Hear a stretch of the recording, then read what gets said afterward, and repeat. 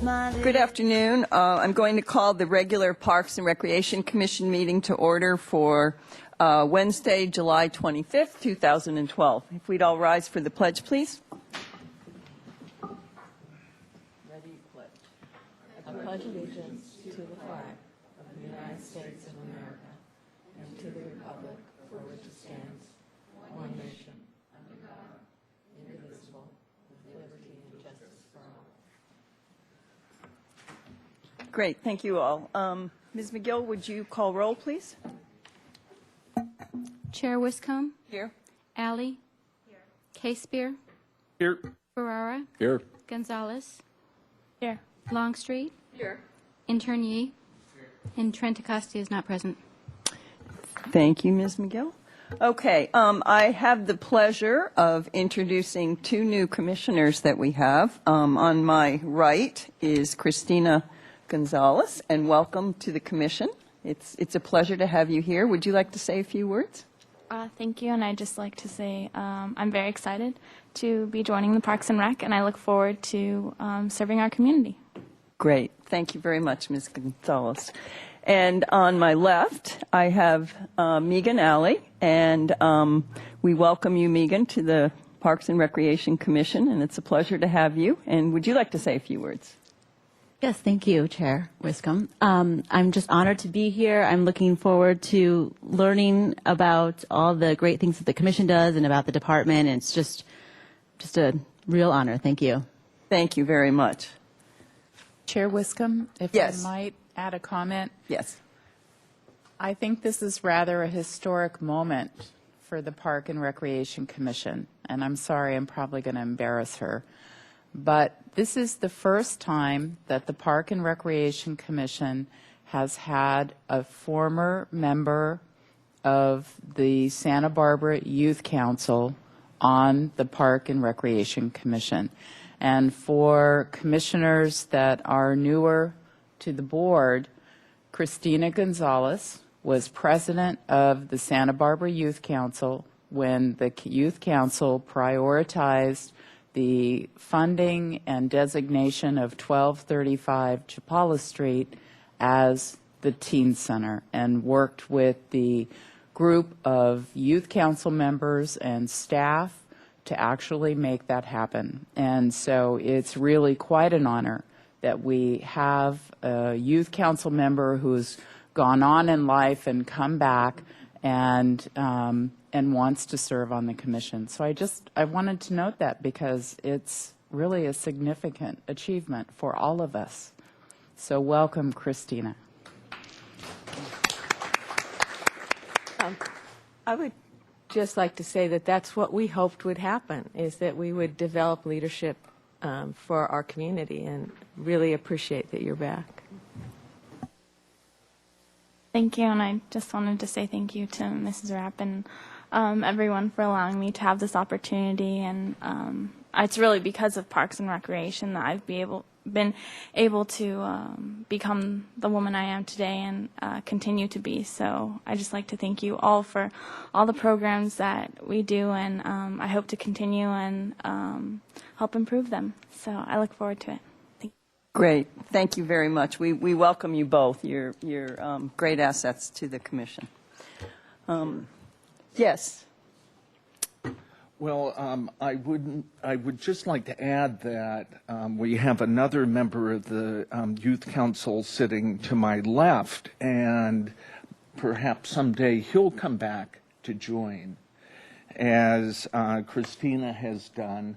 Michael Yee, we look forward. Yeah, we'll give you 5-10 years. We'll be here. Come on home. We'll let him get his doctorate first. Okay, thank you very much, Mr. K-Spear.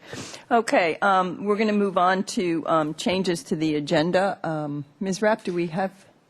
No, Chair Wiscombe, I don't have any formal changes at this point. We did discuss the possibility of moving a couple of items up if people arrive to do their presentations. So as we move forward in the agenda, we can revisit that. Great. Just give me a signal if we should do that. Thank you very much. Okay, and written communications? Do we have any written communications, Ms. Rapp? I think, no? None that were in your packet. Yeah, okay, great. Okay, we are going to move on to public comment. Is anyone here to address the commission on a matter that is not scheduled for public discussion before the commission? Okay. Seeing as that we do not have any public comment, we will close that, and we will move on to community service recognition. And we are going to honor our outgoing youth intern, Michael Yee. And I have, don't get scared with this, I have just something prepared. Mostly it's about your accomplishments, but you have been a voice for our youth and for community issues affecting our youth, as well as a great representative on the Youth Council. You have excelled academically, and you have demonstrated a passion to serve your peers and our community through your activities and endeavors, and they're really pretty remarkable. I remember when I was on the liaison for the Gulf Advisory Committee, I remember Michael coming to a meeting where he asked that we were discussing raising some of the fees at the golf course to be more competitive with other courses. And I remember Michael saying, you're losing players, youth players at the golf course because they're getting deep discounts at other courses, and they'd rather play Muni, but you need to lower your fees. And the Gulf Advisory Committee listened, and it did come back to the commission, and the commission approved the lowering of these fees. And the youth are back at the golf course. It's really pretty remarkable. I have neighbors that are, 11, 12 years old that play there all the time. And I think that just goes to show you the broad reach that you've had in our community. Michael, you have a very impressive list of accomplishments, and I'm just going to name a few of them. You're a member and officer on the Santa Barbara Youth Council, National Merit Scholarship finalist, excuse me, 2011 honorable mention at Kids Network Youth Impact Awards, 2012 recipient of a Santa Barbara Foundation's Fleischman Award and Scholarship, Rotary Club of Goleta finalist in 2012 for Goleta Teen of the Year, singled out as Dos Pueblos top individual male student athlete by the California Interscholastic Federation.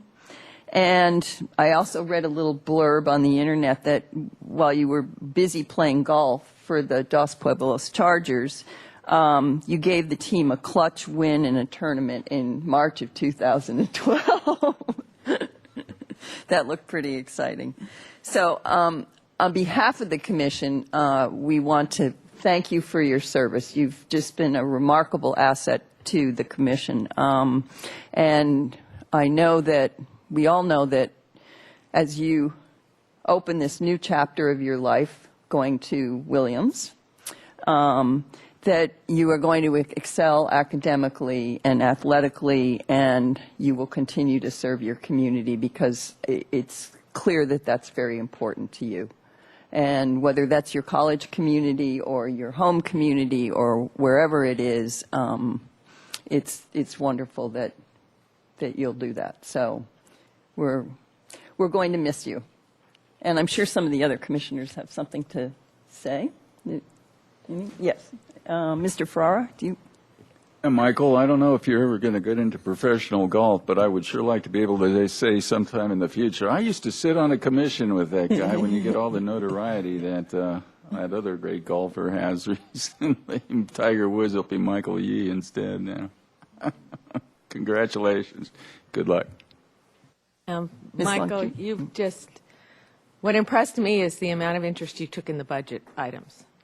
We've had a lot of interns over the time that I've been on the commission, and that's a pretty tough one because there's a lot of times a lot of extra meetings, and it's tedious stuff, and you really hung in there and learned a lot and offered some very good ideas, and so I appreciate that maturity beyond your years in that aspect. So good luck in the future. Mr. Case-Beer.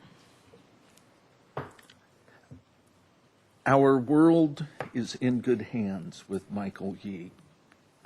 The future is bright for you, and because of that, I feel like my future will be brightened by you down the road a piece. So good luck, and don't forget Santa Barbara. Come back.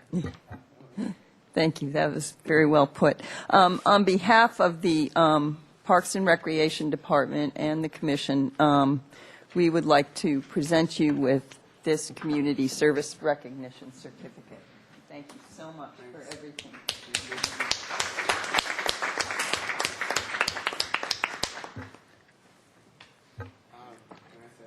Yes, please. First, I would like to thank all the commissioners and staff for supporting me throughout my time here. The commissioners and staff have served as excellent mentors to me and encouraged me to do everything that I can to learn more about the democratic process within Parks and Recreation. Although there are many, in particular, I would like to thank Ms. Rapp, Ms. Hannah, and Ms. Zachary. Also, I would like to thank Councilmember Kathy Murillo for supporting Youth Council this year. She has been to every one of our meetings and has not hesitated to help us in any way she can. And finally, although she's not present today, I would like to thank Susan Young. She's a lifelong advisor, parental figure, and friend to so many teenagers, including myself in the community, and without her, I would not have been able to participate in the wonderful things that this community offers. She is an amazing leader, and I know she will continue to do amazing things for teenagers in this community. And during my time at Parks and Rec, I realized that everyone, including teenagers like myself, can create change. And I think that just speaks to the willingness to help of the Parks and Rec department, and I really appreciate that I was able to be a part of this great commission. Thanks. Thank you very much. We are going to miss you. Okay, we're going to move on to Mr. Yee again, who can give his final Youth Council report. So City Council has appointed 3 new members to Youth Council. Unfortunately, 2 members from last year are resigning, so we are currently accepting applications for new members. Youth Council, along with youth from the Youth Apprentice Program and the Arts Alliance, attended the Dodgers game on July 13th. It was a fantastic event, complete with fireworks and the return of the dynamic Matt Kemp. For many, including me, it was our first baseball game experience. Everyone had an awesome time. There was unlimited food, and the energy in the stadium was just uplifting. And since everyone had so much fun, Youth Council wants to work with neighborhood and outreach services more to provide more of these great events to teens who have not experienced them. And the Youth Council annual leadership training is tentatively scheduled for the first week in September. We would love to have youth leaders from other organizations so that there is more collaboration with the youth organizations in the community. And our next meeting is August 20th, in which we will be setting dates for many of our events. Thank you. Thank you, Mr. Yee. Okay, we will move on to Commissioner Committee assignment reports, and we'll start with Mr. Ferrara. Do you have anything? I don't have anything that's... Okay. Ms. Longstreet. I attended the Park Foundation workshop and meeting, and the foundation is moving forward and reorganization. Our foundation manager has left, so we will be reorganizing, and things are looking very positive and upbeat over there, but we have some work to do. The Neighborhood Advisory Council, I attended that meeting. There were new members had been appointed, and the council is planning a retreat in the near future to set some goals for the upcoming year and do some training in the Brown Act and some other things. So we'll see some work out of new ideas out of the Neighborhood Advisory Council. That's great news. Great. Thank you. Okay. Mr. Casebeer, do you have anything? Nothing. The Creeks Advisory Council was canceled this month. Okay. Thank you. Okay. I attended the West Side Lower West Side Task Force meeting, which was the first meeting to discuss these underserved neighborhoods. And I think it was a very positive meeting. It was very general, but there were a lot of good ideas and a lot of energy that I think came out of that. So I look forward to attending more of those meetings. I also attended the regular Street Tree Advisory Committee meeting. Mr. Downey reviewed enforcements, cases open, cases closed, and we made our site visits to the trees that are on your agenda today. As Ms. Longstreet mentioned, we had the Park Foundation retreat, and I agree with her. I think there was a lot of positive things that came out of that also. And I just want to mention, I don't know, Ms. Rapp, if we have a mural unveiling, don't we, on Friday the 27th? Is that right, at Bonnet? Actually, it got rescheduled, Did so it get we'll have rescheduled? information coming out on that. Okay. I couldn't remember if it did. Okay, good. Okay. So that wraps up Commissioner Committee assignment reports. And we're on to Commission and Staff Communications. Chair Wiscombe and Commissioners, I'd like to start. Thank you. I would like to start with a couple of introductions. It is not, we have a couple of new staff members in key positions, and it's been a while since we've been able to add staff. We were very happy when we were able to bring Mark Alvarado on as our Senior Neighborhood and Outreach Services Supervisor. And now we have two other critical hires in the department. And these folks are on board and in their new positions, so I've asked them to come forward and be introduced to the Commission. So if I could start by having Steve Biddle come forward. And Steve, if you could just come up to the podium. Steve is one of 3 park operations supervisors. He has an education in horticulture and forestry and brings over 25 years of experience, including golf courses and private sector large-scale landscape maintenance. He will oversee, in his new role, he will oversee beach maintenance operations, open space park maintenance operations, our high fire hazard vegetative fuels management program, and our park and sport field turf program. Steve joined us in June after relocating from the Bay Area, and tomorrow he actually is closing his deal on a new home, so we know he's going to stay. But we're very pleased to have someone with Steve's background and experience joining our park staff. So please welcome Steve Biddle to Parks and Recreation. Welcome, Mr. Biddle. Thank you, Chair Wiscombe, the rest of the committee. I really look forward to working with you, and it's a pleasure to be in such a beautiful area. I've had the honor of working in places like Pebble Beach and south of San Francisco and the San Francisco area, and I got to say this is just as good, if not better, than anywhere else. It's a great place to work, and look forward to bringing some of my enthusiasm and knowledge and ways to get things done in this challenging time we're in and seeing what I can do to serve the city of Santa Barbara. So I'm glad to be here. Thank you. Great. Thank you very much. Thank you, Steve. And the next person that I would like to introduce is Bill Bettinger. Bill, if you could come forward. Bill has joined our staff as a recreation coordinator with youth activities. He is originally from Southern California, and one of his first positions was serving as an athletic director with Cornerstone Christian School in Camarillo.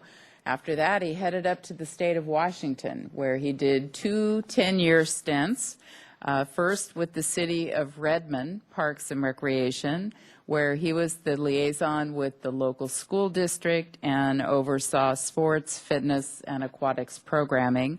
Following that, he did 10 years with the new city of Shoreline in Washington, doing recreation programs, facilities, and special events. So you can tell he has a lot of experience. After that, he went to Cedar Park Christian School, where he served as the administrator and athletic director, where he oversaw 48 school teams per year. So you can imagine the work that went into that. We're very pleased to have Bill join us. He is in the process of relocating with his wife. He's here and hoping to get his wife down here soon. Excuse me. His responsibilities will include our AOK after-school program and our school-based partnerships. He brings a lot of experience and particularly in liaisoning with school districts and those programs. That's a very important relationship to our department, and so it's really going to be a benefit for us that he brings that experience to us. And I understand that he's appreciating the fact that he doesn't have to plan for rainout days now that he's back in Southern California.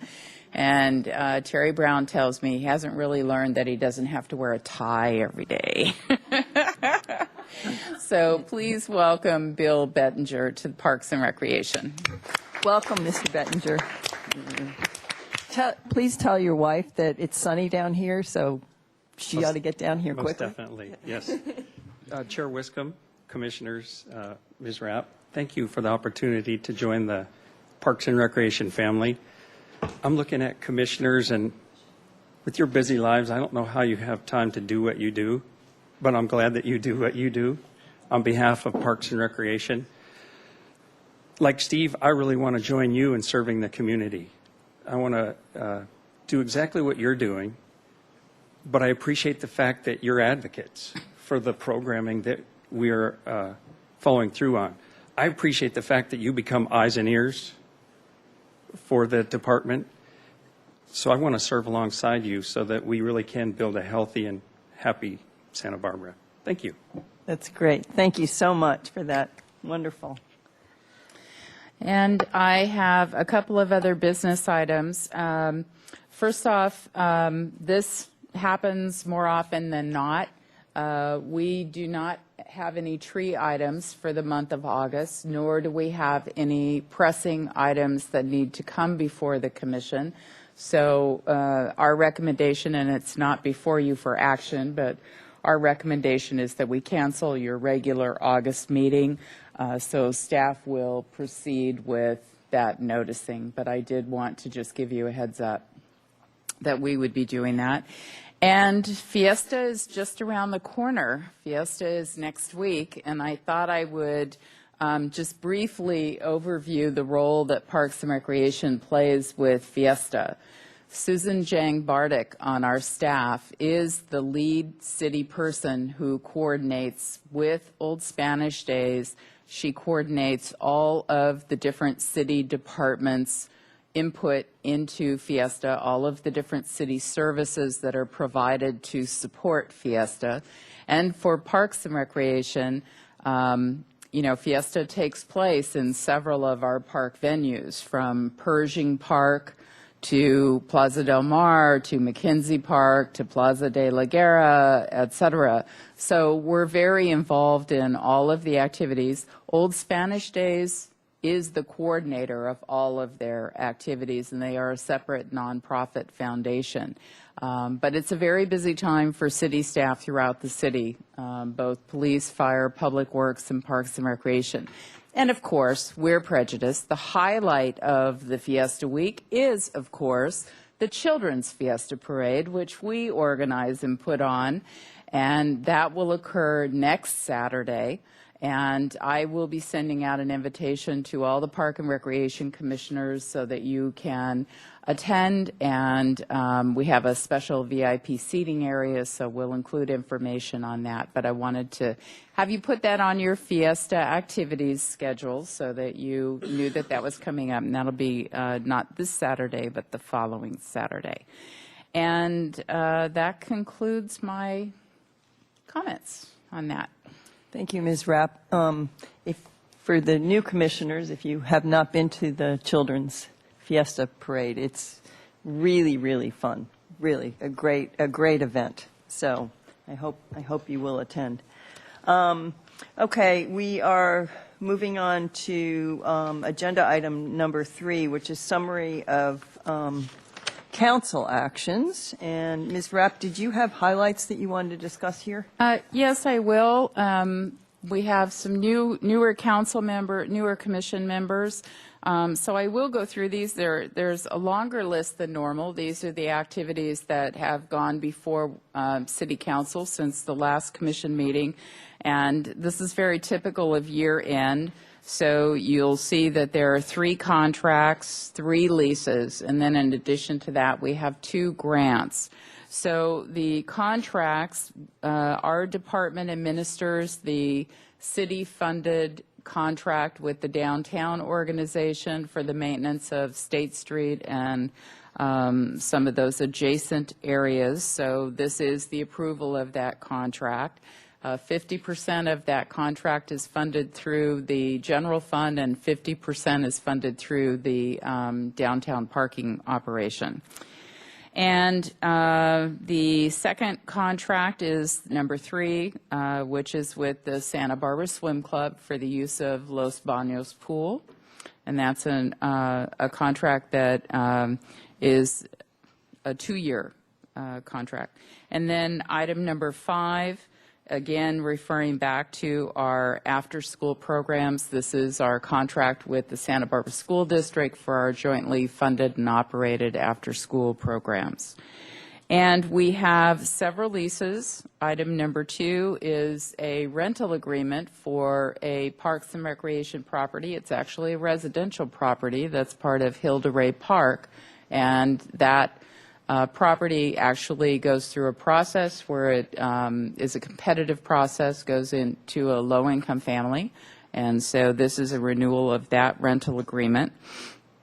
And then items number 6 and 7, we have the nonprofit lease agreements, lease spaces at the Franklin Center, the Westside Center, and the Davis Center. So this is an annual renewal of many of those leases.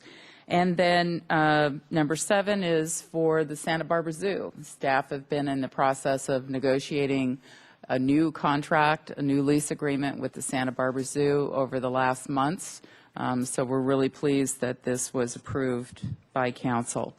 And we have 2 grants, I think that you're both already familiar with. The $200,000 for the Lower Mesa Lane Steps Replacement Project, which is now getting ready to get underway, and then the CAL FIRE grant for our Urban Forest Master Plan. So just highlighting some of those to give you a sense of some of the other activities that take place throughout the department.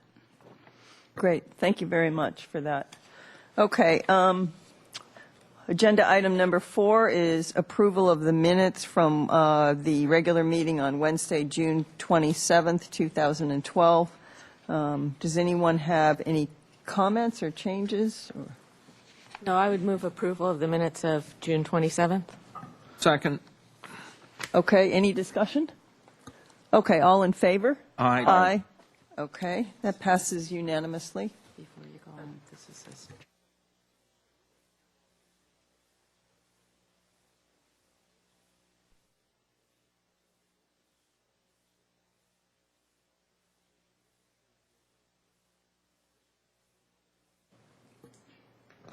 Mr. Tyburn, we have closed public comment, so I'm sorry I can't allow you to comment.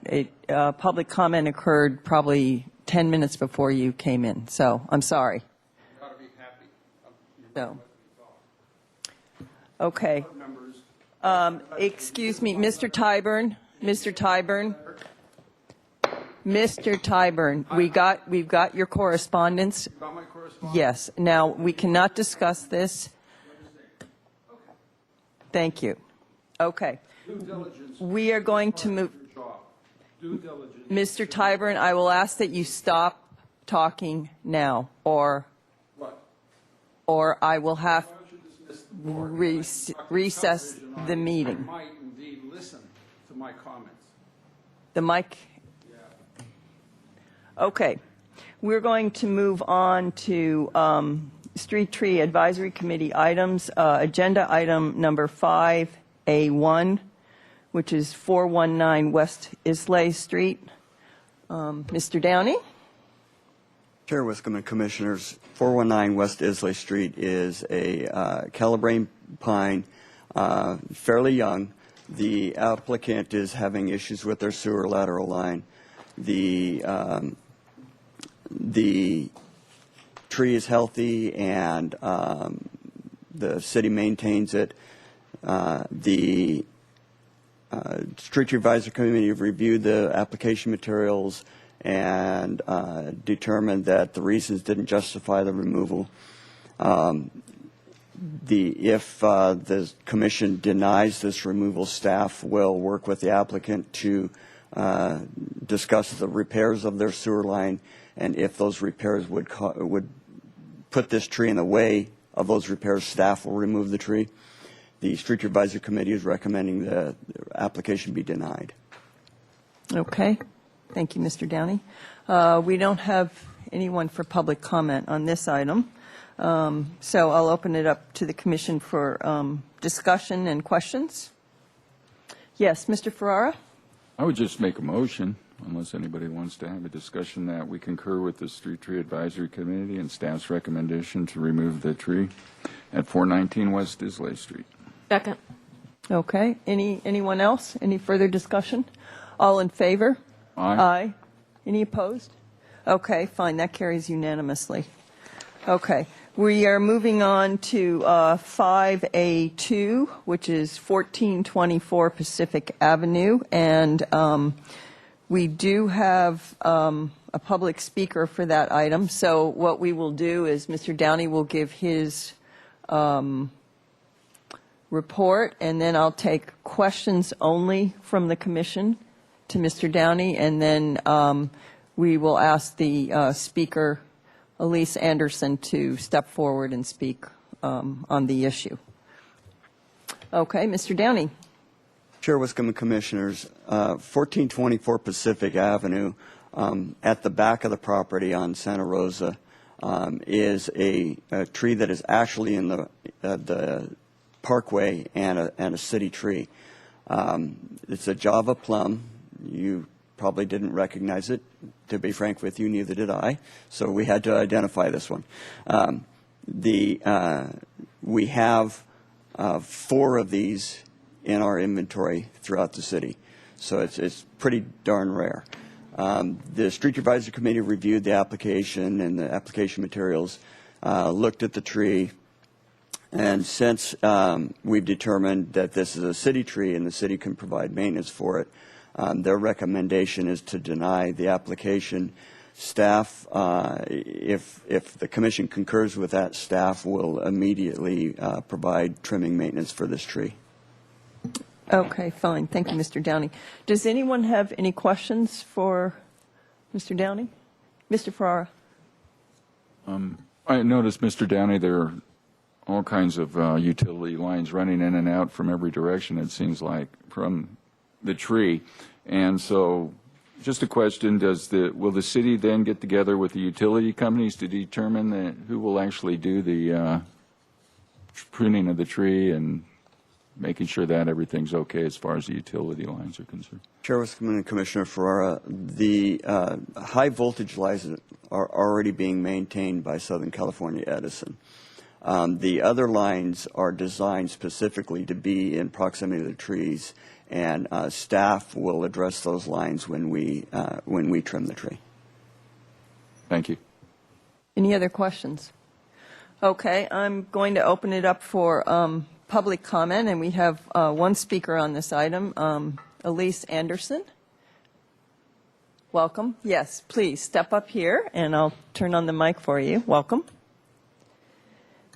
And I can give you a couple minutes to speak on the tree. I don't know if I need that long, but Could you pull the mic down to you? Yeah, that's great. Thank you very much. hi. Well, I just recently purchased this property, and the tree, I don't know if it's ever been maintained. It's the utility lines were a concern, and also it's just sort of unsightly, and the leaves are always just falling everywhere. And I know you said that it was rare, so that kind of made more sense for me for you to keep it. But if you were to approve the removal of the tree, then I could cover the cost of the removal and also upgrade the landscaping. I just kind of want to make the property look better, and right now the tree's not really, it's just a mess, and it just hasn't been kept up. So my hopes were that I could improve the landscaping, maybe replace it with another tree, something like that. Great. Okay. Thank you very much, Ms. Anderson. Appreciate your comments. Okay, that's the only speaker we have, so we will close public comment on that item. And I will open it up to the commission for discussion. Does anyone have any comments? Yes, Mr. Farrar. I went and took a look at the tree. Well, I finally figured it out. It was at the back of the property. Tried to find it on the front, but it wasn't there. But looking at it, I am concerned about the condition it's in now. There's no doubt about it. It definitely needs some pruning and some maintenance. And why it wasn't maintained, it just wasn't. I guess I don't know why the city didn't maintain it up to this point, as it is definitely a street tree. But that being said, I would like to see it maintained, pruned, and see what it looks like at that point. After that, and make a decision, go back and revisit it later on to see if it's going to be a good place for it to be after it's been taken care of and looked after. Thank you, Mr. Ferrara. Anyone else? Ms.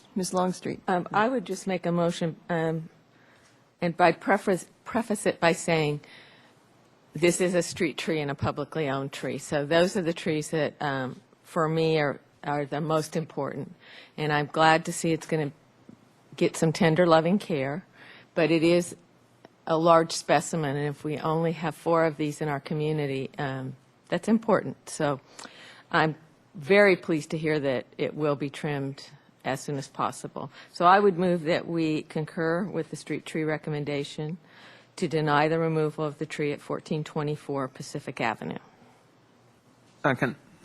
Okay, so we have a motion and a second, and I believe, Ms. Gonzalez, did you have a, we're still in discussion, so. I would just like to say I agree with Mr. Farrar that I'm not sure why the tree wasn't maintained, and it's also pretty large, and I can't see it being a good thing for the power lines and the utility lines.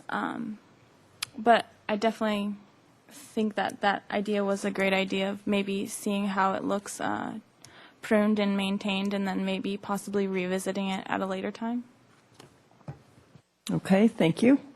Yeah, my comment, I think the staff's willingness to go out and clean it up now that they know that it's part of the street tree inventory and it is in a location that is, very difficult in terms of finding it. But I think that's a good one, and I think the tree, I agree with Ms. Longstreet, the tree, if there's only a few of them in this community and we want diversity in our urban forest, and this is one of our assets, I think it deserves a chance to be trimmed and see how it looks from there. I think, it can certainly use it, and I think perhaps even the property owner will change her mind about the tree after it's taken care of a little bit. So that's my 2 cents on it. Yes, Mr. Casebeer. I'd just like to make a comment about the maintenance of our city street trees in general. The forestry department, in my opinion, does a tremendous job with very limited resources. As everybody knows, the last 4 or 5 years, we've been dealing with diminishing sources of financing. We have fewer people doing the same amount of work. And, hey, we'd love to give love and care and attention to every single street tree we have. But it just is a fact of life that we have a plan. Is that right, Mr. Downey? Each year there's so many trees that get attention. And so it isn't that we have forgotten you. It's just your time hadn't come, but now it's come, and we'll look after that tree. Thank you. Thank you. Okay, I think we have a motion to deny the removal and a second. And since there's no other discussion, all in favor? Aye. Aye. Anyone opposed? Ms. Gonzalez, were you an aye? Okay, great. Okay, so that is denied. And I just want to point out to the property owner that you do have the right to appeal to City Council within 10 days of this commission's decision if you wish. And you may do that. You can work with Mr. Downey on that if you choose to follow that route.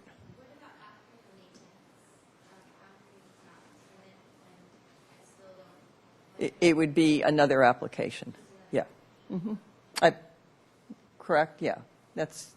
Chair Wiscombe and Commissioners, if the conditions change at a later date, they can reapply. Right. Yeah. Okay. Fine. Thank you very much. Okay. Okay. We're moving on to agenda item 5B1, which is 2023 Edgewater Way.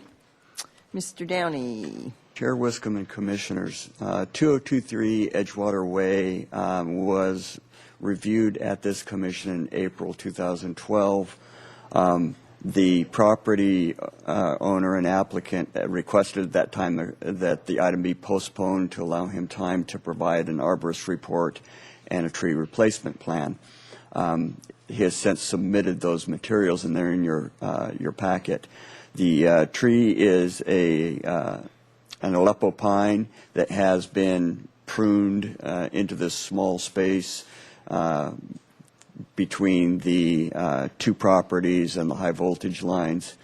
The Street Tree Advisory Committee reviewed the application materials and noted that although the arborist report says that there's decay present in the tree, there's no evidence of any decay. There are some defects to be considered, but there's no evidence of decay. The committee respects the fact that they are now planning to replace the tree, and based on the fact that due to the pruning for the high voltage lines and the space that it's in, there's not much opportunity for the canopy to fully develop. The committee recommends that the removal be approved on the condition that it is replaced with a tree that has the potential to achieve 25 feet in height. Great. Thank you very much. We have no public comment on this, so it's open to the commission for questions and discussion. Yes, Ms. Longstreet. Mr. Downey, will you be working with the applicant on the replacement tree? Chair Wiscombe and Commissioner Longstreet, absolutely. I have already provided them with the community guide to tree planting that we developed to help them begin their selection process. I haven't discussed with them yet the tree that they're proposing. which doesn't meet those requirements, but I will absolutely work with them in determining a tree that will fit that criteria. Just how tall is that tree that's in there now? Can you give me some idea? What's your best Chair estimate? Wiscombe, Commissioner Longstreet, I estimate it to be about 45 feet tall. The 25 feet will come about to the top of the second story on that right-hand building in the picture? Chair Wiscombe, Commissioner Longstreet, typical buildings are about 10 feet per story, so I'm assuming that's approximately 20 feet. It'll be just a little higher than that. Okay. Okay. Anyone else have questions or comments? This was a tough one for the Street Tree Advisory Committee, but I think that the development of the canopy is really important, and it is compromised by where it's located. And I think actually the scale of as you look down the street, there's a nice canopy of trees on that portion of Edgewater.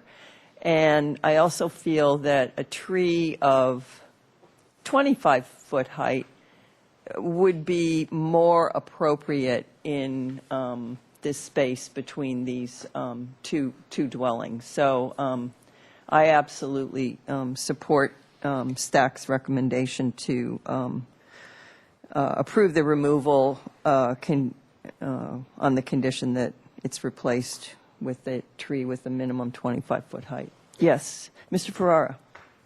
I'd like to make a motion that Commission concur with the staff and advisory committee recommendations for removal of the tree at 2023 Edgewater Way, and that Mr. Downey will be working with the owner on a replacement tree for that spot. Second the motion. Okay, any further discussion? All in favor? Aye. Aye. Aye. Any opposed? Okay, that carries unanimously. Thank you, Mr. Downey.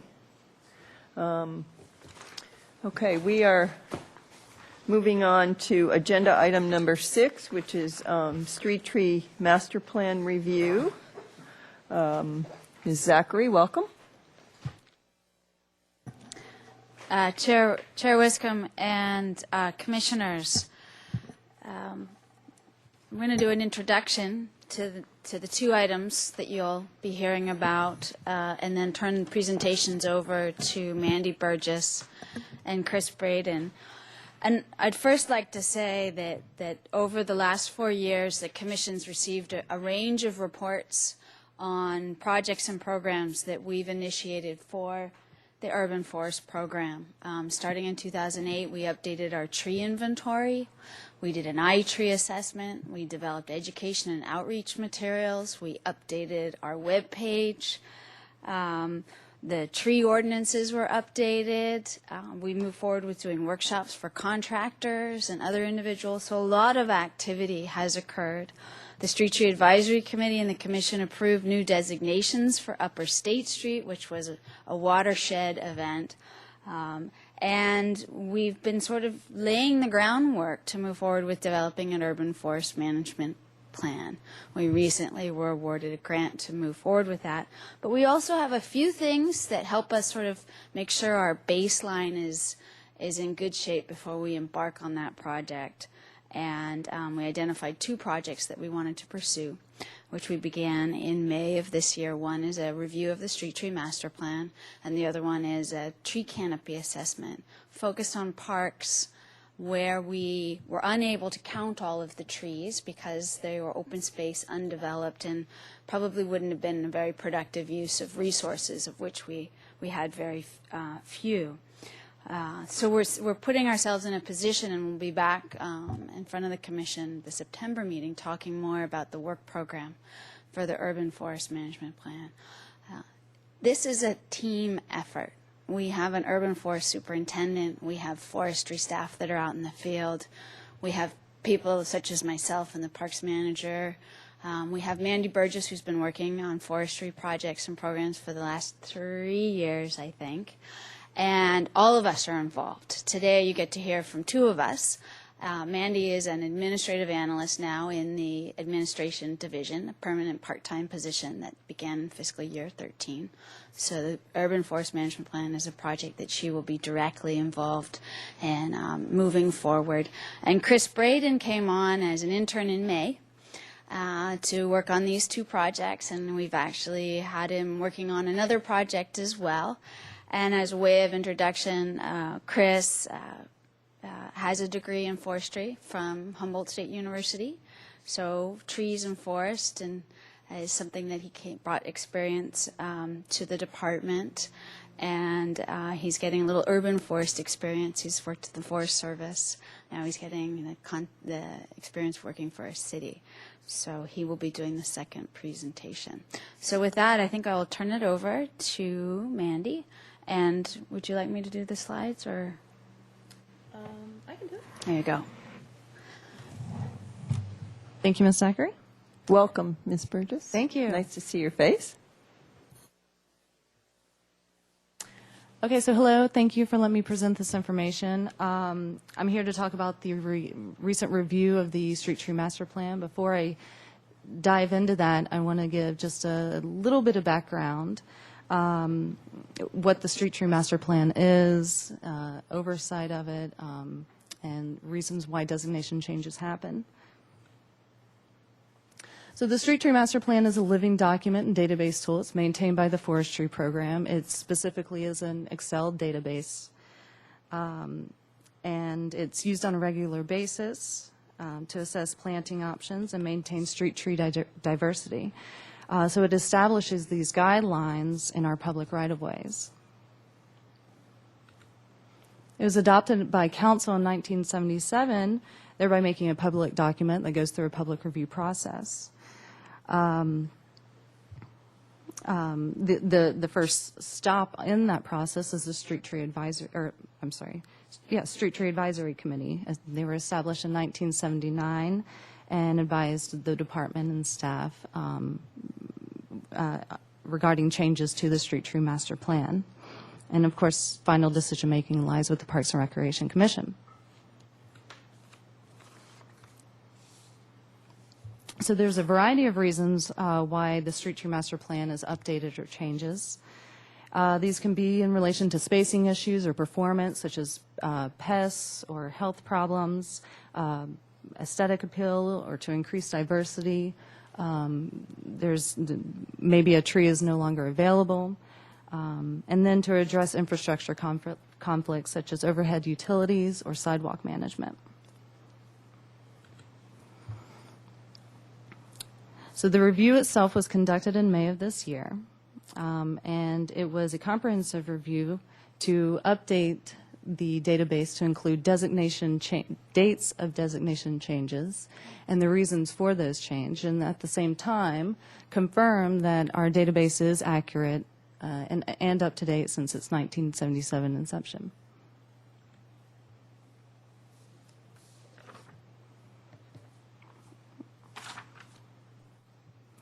So again, the goal of the project is to improve on this system, to improve our record keeping and data management, to improve our ability to extract information from these database tools so that we can track changes over time and facilitate management discussions pertaining to street tree designations.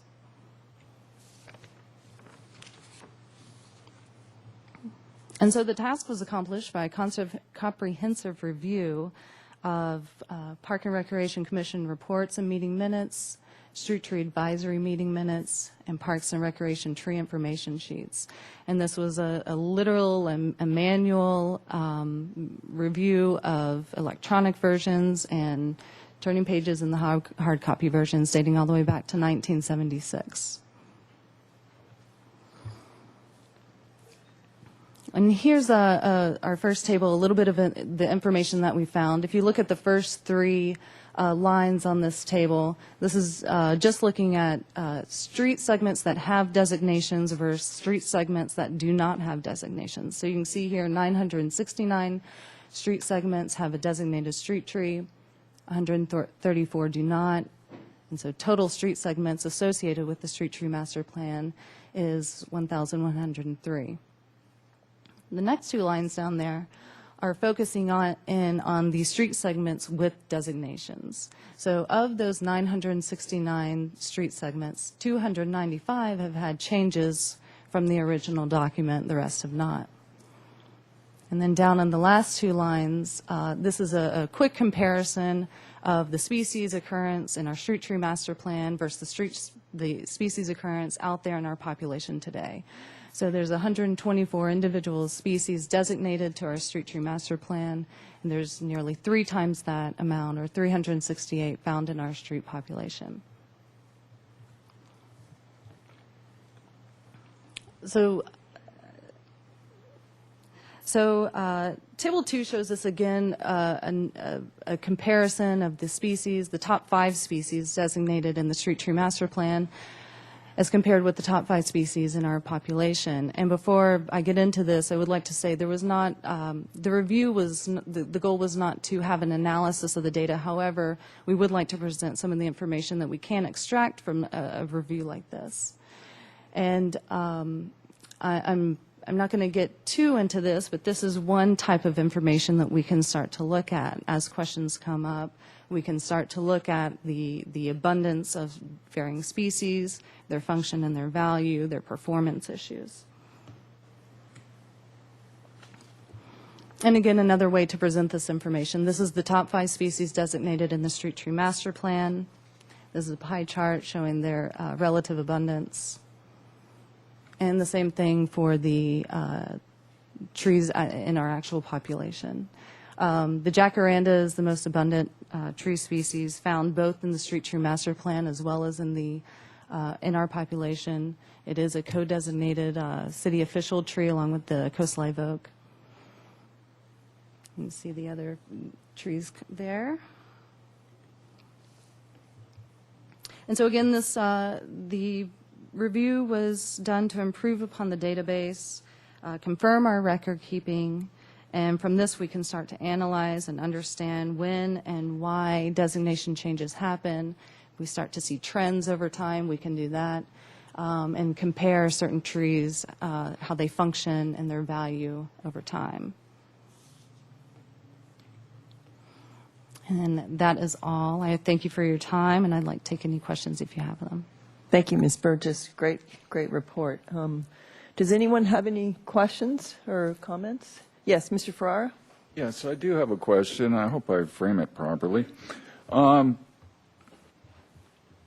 know that many of our trees are getting very, very large in a lot of areas. And what do cities do? What will this cities do? How are we going to look at, and manage it when we get to a point where maybe 20 or 30 trees need to come down at the same time because they just reach a certain height that they just can't be there any longer because they're unsafe. And so how do we manage that? And do we want to keep a certain canopy cover, a certain percentage on the city at all time? Because when a lot of trees have to come down at a certain point, that percentage is going to shrink quite a bit. So how do we look at that, and how have other cities dealt with something like that in the past? Because we're now at where we're at, where we planted these trees, many of them are very, very, very large now and are going to reach a point where they become unsafe because of their size. I don't know whether that was a clear question or not. Chair Wiscombe and Commissioner Farrar, you have identified some of the key questions that will be discussed and reviewed and analyzed as part of looking at developing a comprehensive urban forest management plan. Back in 1977, the city took a really critical step and said, we actually want to designate trees on our streets to ensure diversity, to ensure a variety of species. 1977, we were dealing with many streets that had already been planted. Today, we are too. The Commission sees designation changes for a variety of reasons. We do see that the city has changed over time, and you've heard from Mr. Downey, infrastructure conflicts, sidewalks, overhead utilities, trees in places that perhaps aren't appropriate anymore. You tackled the ficus tree question on Upper State Street. That's exactly what we'll be moving forward with through the Urban Forest Management Plan and determining what are the city's long-term goals, number one. And number two, as our portions of our urban forest age, what strategies do we put in place to achieve our new goals? So we anticipate it'll be a very lively discussion, community discussion, public discussion about where we'll go from there. Thank you.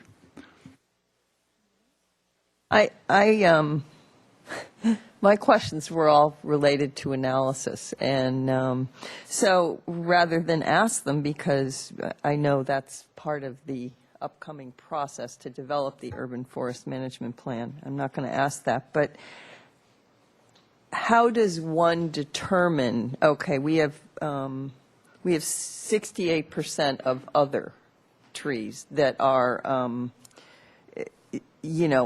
not evergreen pears, not jacaranda, not, king palm, queen palm. How do we determine whether that is satisfactory for diversity? Do we look at other cities, or do we look at, are there standards for diversity in an urban forest that one looks at? I'm just curious, because I don't. Chair Wiscombe, we might tag team this answer. I think Mr. Downey, maybe if he wants to either grab a seat or step up to the podium to talk a little bit. I think that's one of the things that needs to be determined. What are our diversity goals moving forward? And Mr. Downey, I'm sure, can share lots of information. As Ms. Zachary said, Chair Wiscombe, Commissioners, the part of the goal of this project is just to look at what we have now, so that when we build that urban forest management plan, we have the tools to say, here's what we have. What do we want? What does this community need? We certainly can look at other communities and look at what they've done and share those kind of thoughts to see where this possibly could go. And there are a number of studies that have been done about diversity and how you want to, what those levels should be to avoid catastrophic loss and those kinds of things. But again, this is just a baseline to tell us what do we have now. And then through that process, we'll identify where do we want to go. Okay, how do we use what we know that we have to get there? Yeah, thank you for that. Yeah, I understand that we're not to the analysis, but I was just trying to get it with 68% other, and you're telling me we have studies that we can look at that might give us some information about and guide us that is that a satisfactory figure for diversity? And I guess your answer is yes, there's information out there that we can use to guide us on that way. Yes, sure. Yeah, okay, good. Thank you. Anyone else? Okay, thank you, Ms. Burgess. Thank you, Mr. Downey. And Ms. Chair Zachary? Wiscombe and Commissioners, just in closing, I mean, our real objective with the review of the Street Tree Master Plan is to make sure that our information was the best information moving forward. Technology has changed dramatically since 1977. We have a whole new generation of city employees since 1977. Luckily, our record keeping, hard copy, electronic, is pretty darn good, so we could go back and double check and cross check. And so we have a fairly high confidence level that what's in the database is what is truly has happened over the last 40 years. 35, yeah. 35 years, which is a long time. And Chris Braden did all of that, peeling through the layers of data and cross-checking and that kind of thing. We'd like to move to the next one, if we could. I think you wanted us to anyway. The open space park tree canopy assessment. I have a few slides, and then I'll turn it over to Chris. As I said earlier, we initiated this project in part to address parks that hadn't been thoroughly inventoried back in 2008 because counting every tree really wasn't appropriate.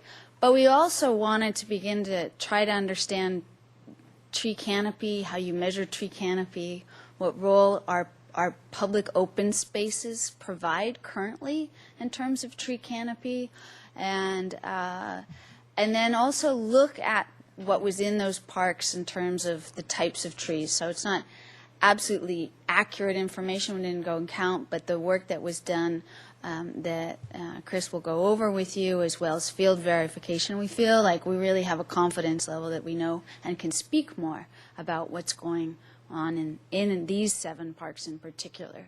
So the 7 parks are Douglas Family Preserve, Franceschi, Hale, Hidden Valley, Honda Valley, Schofield, and Stevens Park. The goals, as I mentioned, baseline information, fill the gap. What do we have out there that already contributes to our existing urban forest? How do we better articulate those public tree resources? We can look out and see canopy at the Douglas Family Preserve, but what % of the actual park is covered with tree canopy? And then also, one of the things that the project included was actually looking at those park trees and the resources they provide in the park, and identify, are there any management needs that maybe we hadn't seen before as well. So with that, I will turn the presentation over to Chris Braden.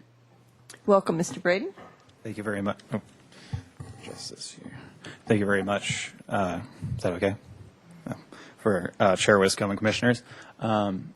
So what is tree canopy cover? Tree canopy cover essentially is a % of sites covered by the canopy of tree, or % of site covered by canopies of trees. So imagine looking down from an aerial perspective and the area of ground covered by each canopy opposed to non-covered area can be expressed as a canopy cover percentage. So if you were to look at an aerial image, or if you were looking out of a plane, the canopies that you see covering the ground is the canopy cover. Why use tree canopy cover? First and foremost, it's less costly than field sampling. We're able to compare canopy cover across cities, or across the city, and also with other cities that have conducted canopy cover assessment either previously or currently. The size of the area does not matter because canopy cover is assessed in both large and small areas, approximately with the same accuracy. It can be applied and detected across time by comparing current results with future results if you were to run a canopy assessment in the future. And finally, canopy cover is used because it's an easy way to understand canopy and for public information and education. So some of the limitations of the canopy cover is with two-dimensional aerial imagery available, it's not currently possible to convey depth of canopy. So for example, a depth of a palm tree would differ from a depth of a, let's say, a large oak tree. And currently this method lacks the ability to convey light penetration through the forest floor. Again, light penetration throughout an oak would differ throughout a palm. And finally, canopy cover is not meant to reflect diversity, age, or health or management needs. This is just a way, this is just one metric use, we can gain a better understanding of park canopy structure.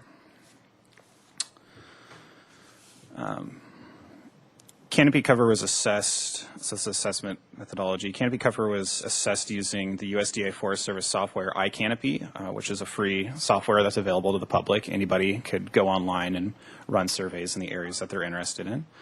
The iCanopy software generates random points over 2010 aerial imagery. The amount of points generally ranged between 400 to 600 depending on the size of the park.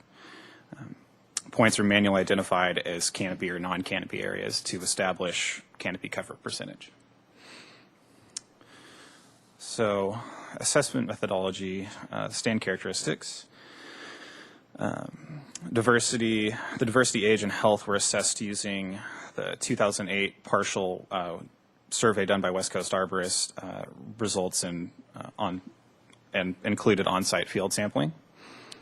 Ground verification determined the percent and types of trees not included in the 2008 survey, the approximate height and diameter range of non-surveyed trees, and also an assessment of any potential management needs that these specific parks may need. So, excuse me. So this slide is a quick snapshot of canopy cover. This graph shows the results of canopy cover assessment of each park. It shows the amount of canopy cover in percentage related to the overall size of the parks in acres.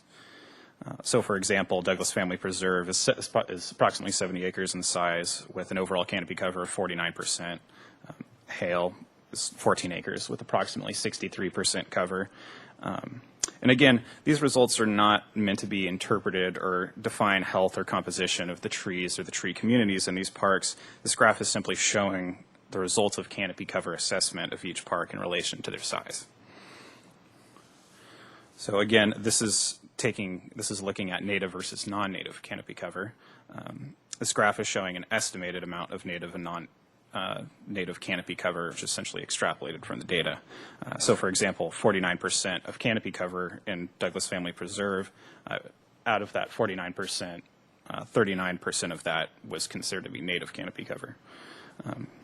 Looking at Stevens and Schofields, these parks had a different canopy cover when it came to native species and non-native species. They're a little bit more of naturally occurring and unmanaged parks. So as you can imagine, 67 and 64% respectively of native canopy cover is the majority of canopy. There's a distinct lack of invasives in those parks, which we like to see. Franceschi, on the other hand, was a bit of an outlier. It has a large amount of invasive, or not necessarily invasive, but ornamental and planted canopy cover from the plantings that have gone on there, and it's absolutely gorgeous park. But as you can see, there's only about a 15% of native canopy cover in that park currently, so it's just out of view. So after all this, combining the results, it was determined that the average tree canopy cover was 64% across 197 acres, essentially combining those 7 parks. And of that canopy cover, 70% of it comes from native tree canopies. So out of all of that 64%, 70% of that 64% is native canopy cover. So these are some of the native species that are included. This is not an exhaustive list by any means, but the Santa Barbara native species were oak, sycamore, California bay, sumac, walnut, and cottonwood, and some of the invasives such as more prevalent were eucalyptus, podocarpus varieties, acacia species, and a variety of other ornamentals, especially in Franceschi, which is a really enjoyable park. So throughout these parks, overall health, age in terms of diameter, breast height, and dominant species were noted. And in general, the parks assessed are healthy with a variety of age classes and don't really have any current management needs that were found. This assessment provides an additional baseline, provides additional baseline data for addressing day-to-day management of park and tree resources. It paints a better picture of the available, the available park resources and adds in the development of the Urban Forest Master Plan, which is currently underway.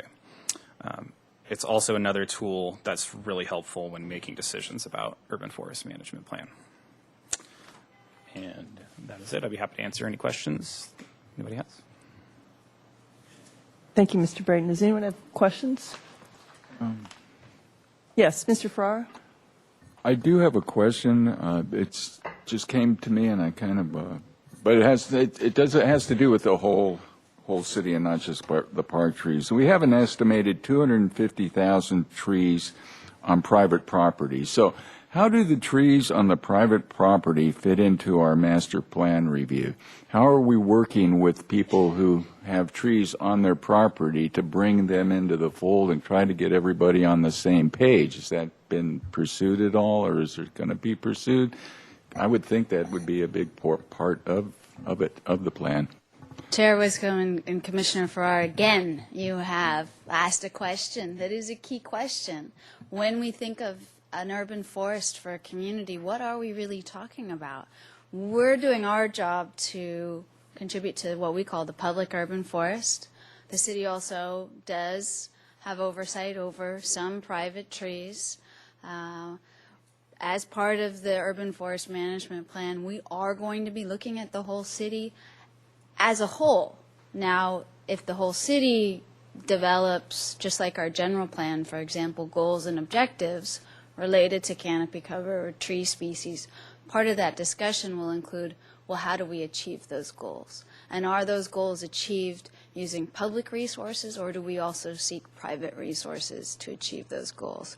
One of the first tasks in the Urban Forest Management Plan development process is actually to estimate total tree canopy cover existing for the city of Santa Barbara, and that is actually the project that Chris Braden is working on right now using satellite imagery. Again, it's going to be an estimate. It's not going to be perfect, but it is a piece of information from which to start a discussion. And really, I think through the management plan process, the community will decide how we answer that question.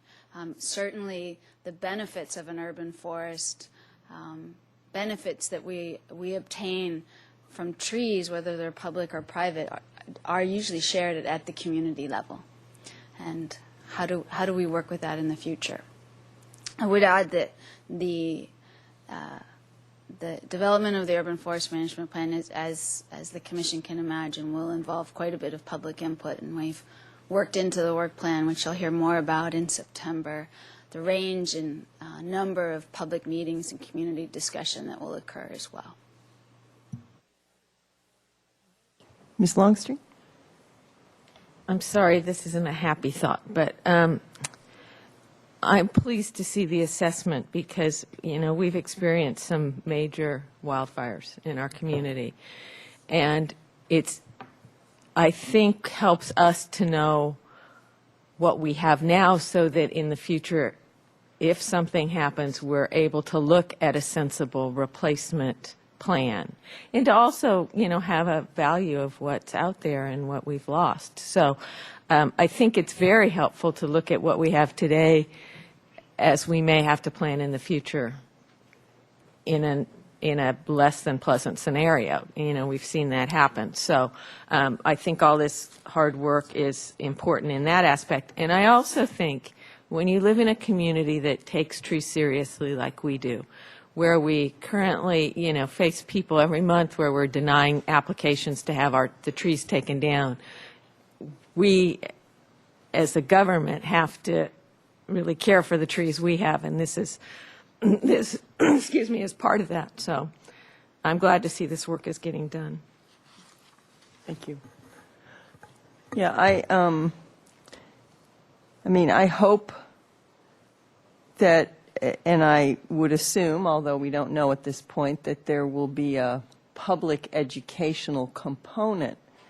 You know, when the urban forest master plan is management plan is developed, that and you know, we learn some things from it that in working with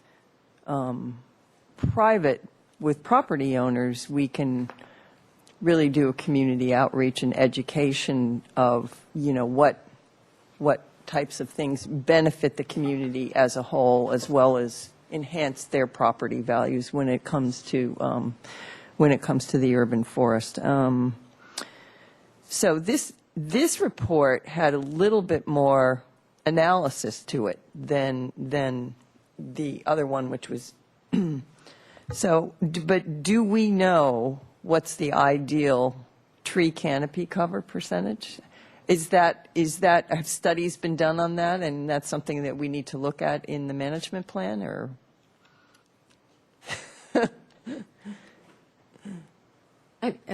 Can I add to that question before you answer?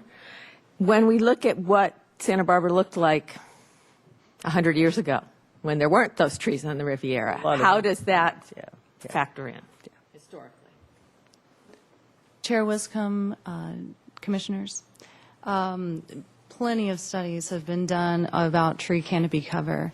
The Forest Service has generalized regions that maybe as a starting target. Goleta, LA, you know, neighboring. Based on climate and built environment. Right. Yeah. Right.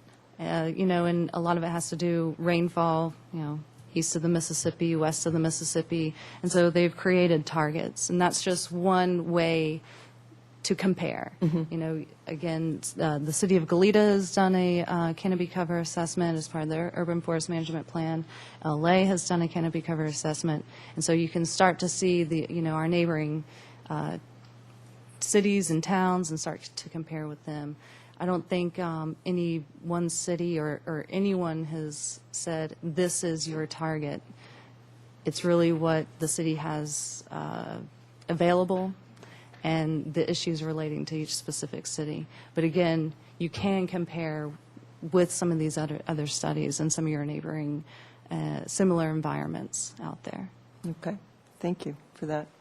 Anyone else? Thank you very much. Very informative. Great reports. And this is going to be a pretty exciting process developing the urban forest management plan. And it's a long time coming, and we have to congratulate Ms. Zachary on getting a very nice grant for doing that work. I think it's great. Thanks again. Okay.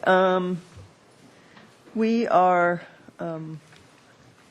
Madam Chair? Is Ms. Berry if I here? might, Yeah. Yes. My recommendation, based on the earlier conversation that you and I had about the agenda, is that you go to items 10, 11, and 12, which involve reports from staff as well as other people from the community, and then come back to the other items which are very specific to the commission. So that would bring you to number 10, which is the Police Activities League Teen Center report, followed by the Chromatic Gate restoration, and then the summer programs report. And then we'll come back for items 8, 9, and 13. Okay, that's great. Okay, so we're moving on to item number 10, the Police Activities League Annual Teen Center report. And Great video. so doing the presentation, we have Recreation Manager Sarah Hanna here to introduce the presentation. But I'll talk after.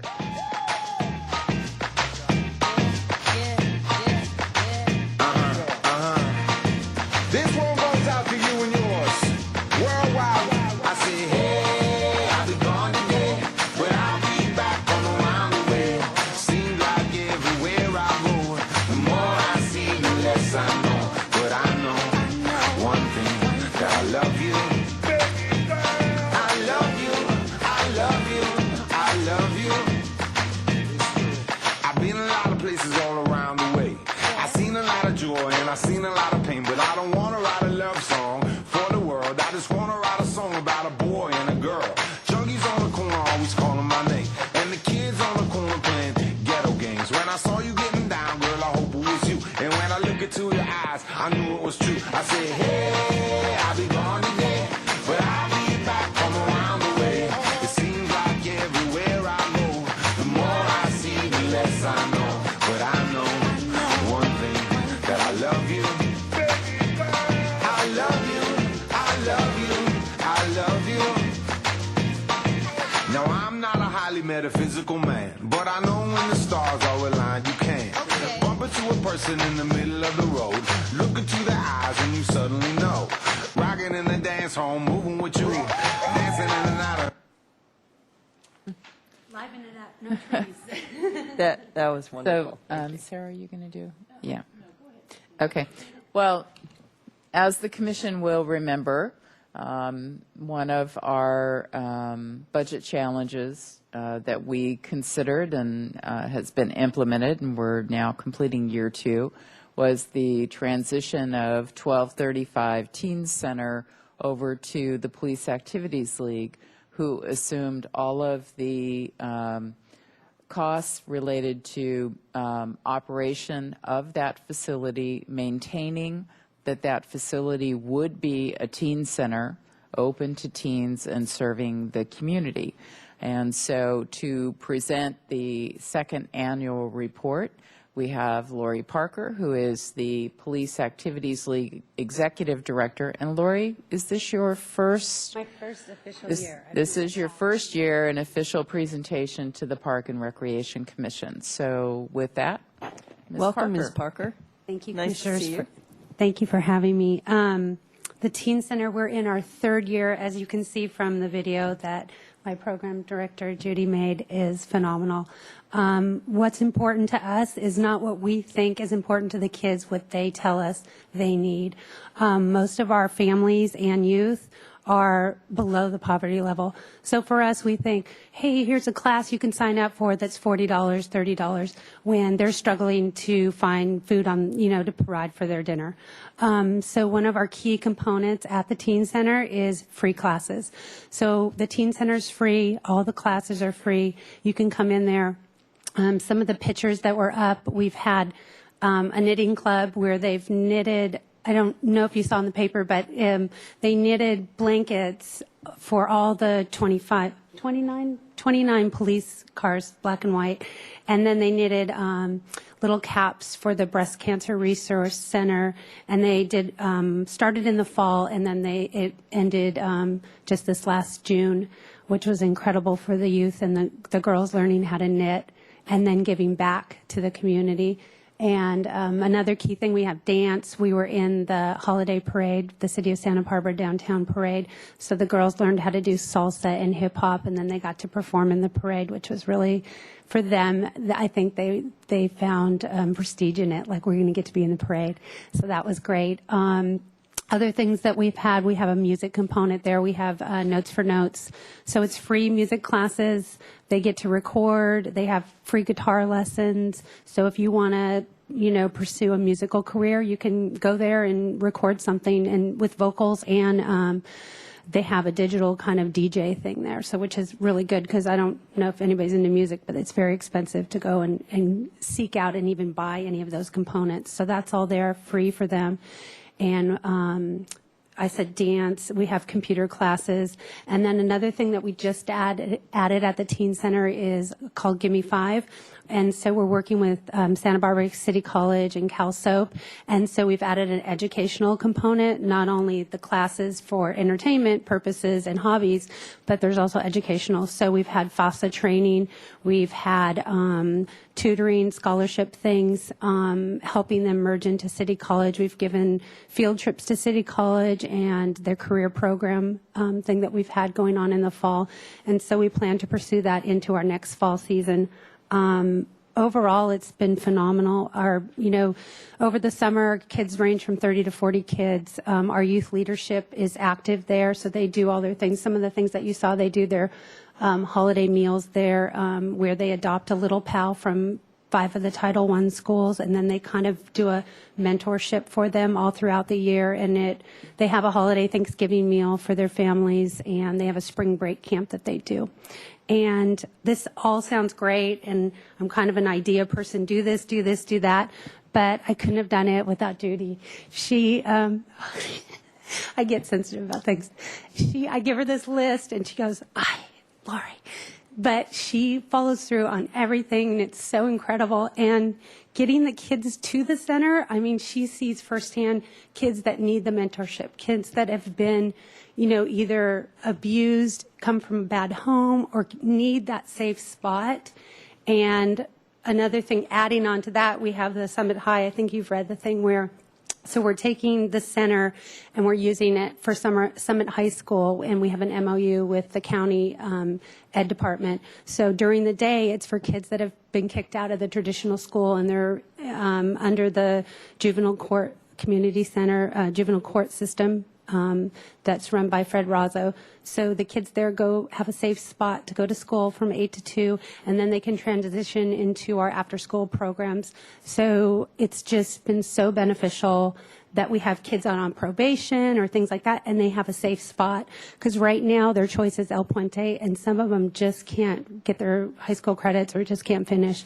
So this way they're able to get their high school diploma or merge back into traditional high school. So with that said, I'll just introduce you to Judy, and she's just going to tell you of what we have going on for the fall and the upcoming year. So it'll be our third year with the lease, and we're really privileged and honored to have that teen center and have that lease from you guys. So thank you. Thank you very much, Ms. Parker. Hello.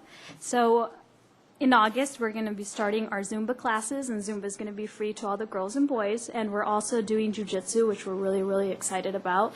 And we are working with Domestic Violence Solution, and they have, on Friday nights, they have a What is Love workshop every single Friday, open to anyone. And through there, one of the interns is coming in with us, and we're making a woman empowerment curriculum for all the girls, because unfortunately, a lot of them don't think there's really much out there for them, and we really want to change that idea that just getting pregnant is cool, really. But so we're doing that, and we're really, really excited about that because they do have their girls' room. It's dedicated only to the girls, and it's funny, they have a we in there, so we're calling it the we room, so women empowerment room. So they have that great room for them, and we're going to be using it a lot once that the women empowerment group gets together. And we are also starting our sign language classes. So we want them all to learn sign language, and we are also starting the knitting is coming back. We're doing, right now is the first day of our baile folclórico, Mexican folk dance classes. So they're doing that as well. They're doing hip hop again, and we're just actively looking for as many new things as possible. And it's a little difficult to find instructors, but we're hoping that every Monday, Tuesday, Wednesday, Thursday, Friday, there's at least 2 classes happening at the Teen Center, so that it's not only just a drop-in, come play video games and computer games. It's a little bit of an education component, and we're hoping to find a video game instructor so that the kids are always playing video games. They're going to learn how to make their own video games. So they're at least learning everything that they do in there. So it's a little something. We have a lot of stuff coming up, and we're working. We're definitely working, and the kids love it, and we have quite a bit of kids that love the classes and go every day. Thank you very much. You've got some marvelous things going on. Does anyone have questions or comments? Yes, Mr. Yee? All right. So I know that Youth Council was very apprehensive about giving away the Teen Center to PAL a few years ago, but I think we're very proud that you have made Teen Center an even greater place. I think before Teen Center was more of just a hangout place where you play video games or do whatever, but now it seems like it's designed for teens to find their passions, so they can go on to have a musical career or some other career. So I think that's a great thing. And but I have one question: is the membership, Teen Center membership, growing every year, or? Yeah, it's growing. When we first started, when I first started, and Judy can see for the year before that, we'd have about like 6 kids come every day, and it was sometimes only a couple. And so since I've been there, I've seen growth, and we run our summer campership, some of the classes out of there too with the music things. So that gets the kids, and they go, "Oh, I didn't know this was here," and so it has grown just from since I've been there, it's grown. So, yeah, that was our goal, to actually have structured programs so there was a reason for them to come in. And then it seems like they're staying there. And just what you said, it's turned into something else than just a hangout center. But we still want to maintain that they have a safe space, because that's really what the key component is. The Teen Center is on a safe line. It's not part of the East Side or the West Side gang. So it is a safe place for kids to come, and that's kind of when we want to keep that and protect that. So thanks for your comments, though. One more question. Are there transportation issues for getting teens to the Teen Center? We have currently 3 vans that are under PAL. So right now we have transportation from junior highs because we run a sports program there, but we're looking into possibly doing a high school. But what we found that there really isn't a need, because we're on the bus, like we're a block away from the bus line. So I would say 80 to 90% of the kids take the bus, or or they come there after school and then they get their parents pick them up. So we kind of offer it, but then nobody needs it. But we just started this summer to get kids more active and to kind of target the high obesity rate that everybody's focusing on in our nation. We have a Friday active day. So we take the kids on field trips. So we take them, they can sign up, and we take them hiking. We take them to the beach, things like that are outside activities. So that we're providing transportation. So if they do need to go, that's one little component that we have for transportation. So. Great, thanks. Ms. Gonzalez? I just wanted to thank you for that really creative video. I know, like Michael had said, I was a little bit apprehensive about PAL taking over the teen center, and felt a little uneasy how that was going to go, especially with all the hard work that a lot of teens from Youth Council and other organizations had put into the teen center. But I would just like to say that it looks like you guys have done an excellent job, and your commitment has not ceased. And I just would like to thank you for, really touching the lives of young kids out there, and just encourage you to keep doing what you're doing, and to, I know that it gets tiring, but we just want to encourage you to continue with those programs, and I just think it's amazing. And I also think it's a great thing, the Summit High School, getting those kids, another opportunity to, besides El Puente, giving them an alternative, as well as, somewhere to be after school. And I think it's so important that, it is in the middle. It's not on the east side. It's not on the west side. And also, I think that, an association with PAL, I don't know if you guys have any sort of mentorship program for young men or something like that with current police officers or something like. I'm not sure. We have two components of mentorship in our as part of our. It's umbrellaed under the National PAL Mentoring thing, which is a national program, and it is a true mentorship. So they sign up, and we have a Youth Leadership Council, which that was the Big PAL, Little PAL, that, and then the other component is called Explorers, and that has really been taken over by the police department this year, which it is with the police department. So it's youth that maybe want to be involved in youth. Into law enforcement, or perhaps might have been referred by parents or said, hey, you're on the wrong path. Let me show you something else. And the chief of police, Chief Sanchez, has really taken and embraced that program this year for the Explorers, and really went out and found funding for it this year. So that's one of the key things that we're hoping that some of the kids from Summit might want to join that and see that there's other alternatives versus a gang lifestyle. Yeah, that's awesome. Thank you so much, and I hope to go down there and check it out. Ms. Longstreet? I was really pleased when I read about the knitting program, just because it's different, and I really believe in those quiet activities that require that counting and that focus. I think it's really good for kids that sometimes have trouble focusing in school. It's an alternative that does pay off in other areas, because they learn to quiet their mind. So I was really pleased to see something just that little bit different offered, and then also having the aspect of being able to give back to the community. I thought the blankets and all of that were very good. So I just commend you for looking at different things, different ways to reach out and help kids, anchor themselves. Some are not all that active, and some are too active. So thank you. Mr. Farrar? Yes. Oh, go ahead. One awesome thing about the Teen Center is every single person that walks in there, every participant works there. So it's not a punishment, oh, you just cussed, you're going to have to go clean the window. They actually say, what do you need? So they take out the trash. They mop our floors. They clean the windows. So they're starting to answer the phone. So they're starting to learn different qualities that are really useful in the workforce, really. So if every single participant that has gone in there seriously helps with that teen center and appreciates the teen center and sees it as their home, so they want to clean up and they want to help. Mr. Farrar?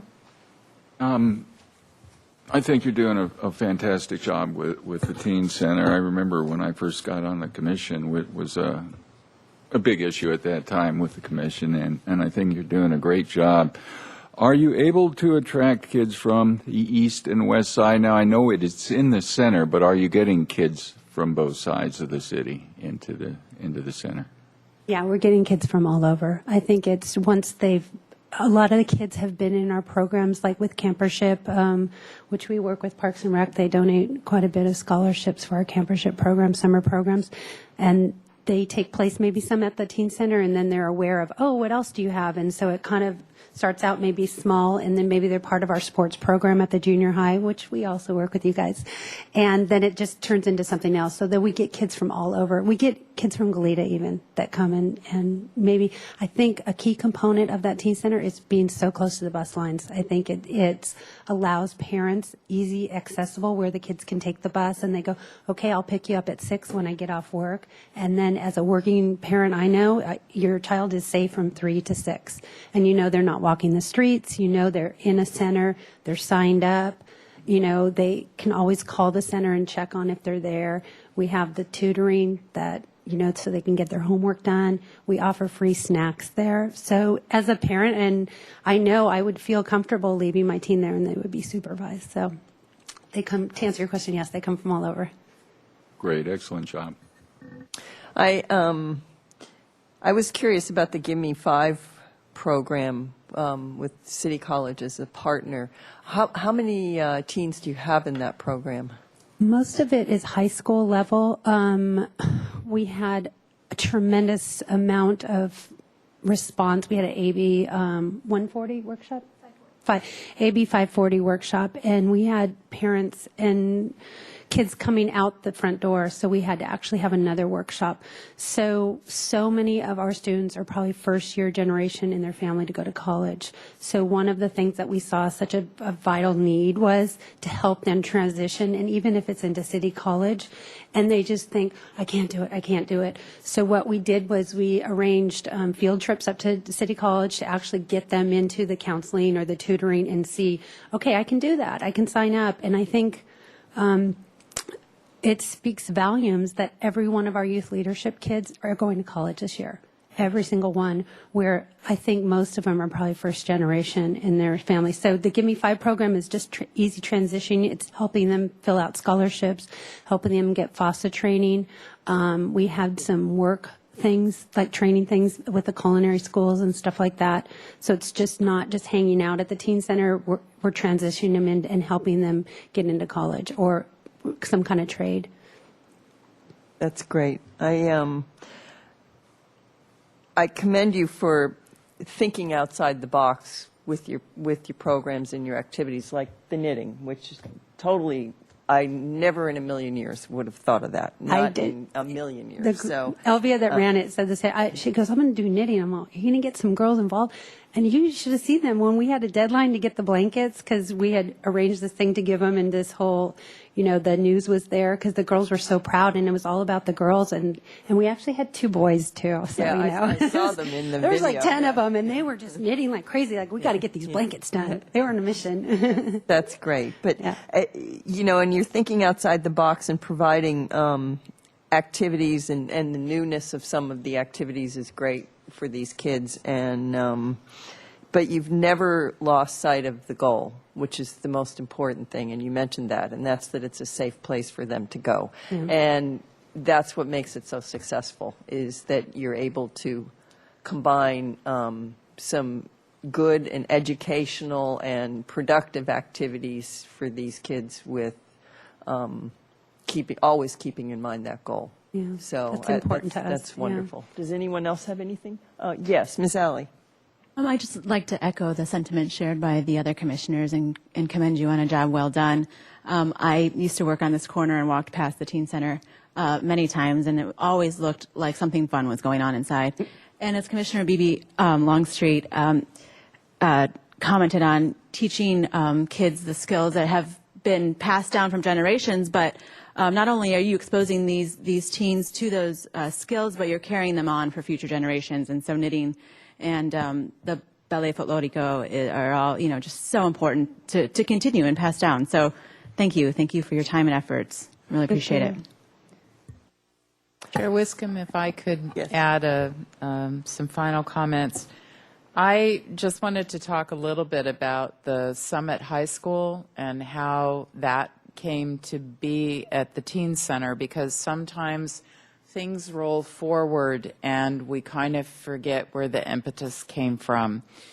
I was very involved in the South Coast Gang Task Force, and one of the outcomes that was noted immediately was a lack of collaboration between all the different services that take place in the community. We are a community with a lot of services, but the services are not working together, not sharing information, not sharing resources to the greatest degree that they could to serve the community. And one of the other outcomes was a lot of the young people who were making poor choices had really suffered on the academic level and needed to finish their high school credits in order to really be able to compete and exist and live successfully in the world. So out of that came a real focus to try and improve the education opportunities for that group of students. And I have to give Fred Razzo with County Education a lot of credit for this, because Fred he's an idea man. And so this was one of the concepts that Fred brought to us and said, I want to try and create small, I'm not going to use his words because it's been a while since we were in those meetings, but non-school campus school settings where in the neighborhood, so that the students are not having to worry about unsafe travel between home and where the school is located. That was the first thing. Second thing, providing them the resources that they would need, because many of these programs are like self-taught with the computer programs and all of that. So it's structured for the greatest level of success. And it was a win-win, as Fred was talking to us about this concept, because we had the Teen Center, and PAL had just taken it on, and it was an opportunity then for those kids, and this gets to Commissioner Ferrara's question about who's coming. Those kids are now, on a daily basis, in the Teen Center, comfortable with that environment, and able to successfully transfer into after-school activities. So it was real important to kind of look back to say, how did we get there? And also, I just want you to know that we continue to work with Fred to look at other venues that Parks and Recreation has that might be appropriate, because this has been so successful. What other satellite operations might we develop a collaboration with county education to put more schools like that in different locations? So just kind of bigger picture, but I'm really pleased that PAL has made this work, and it's really a benefit for the students that are involved. And I also want to thank Ms. Hannah, because she was the one who worked first with Fred Razzo. So it's something that we've really believed in, and we've told Fred, you bring the ideas, we will try and make it happen, and this is one of those. So thank you very much for a very successful program. Thank you. Thank you for that that background. The Summit High School was particularly intriguing to me also.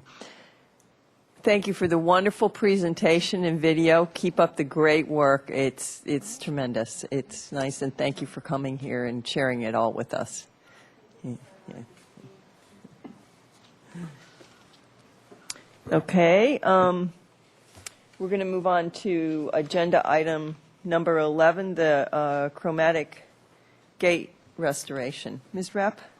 And some of you are more aware than others, perhaps, of the condition of the art piece that is located in Cabrillo Ball Field, which is officially called the Chromatic Gate. It is a public art piece, and it is in a sad state of repair. So there is a community effort to fundraise to get that piece restored, and then also to create an endowment. And to present that information and report is Rita Ferry with the County Arts Commission, and she'll give you an update on what they're doing and the status of their fundraising campaign. Thank you, Rita? Nancy. I'm glad I'm here in July of 2012 and not July of 2011, because we would have had a lot less money.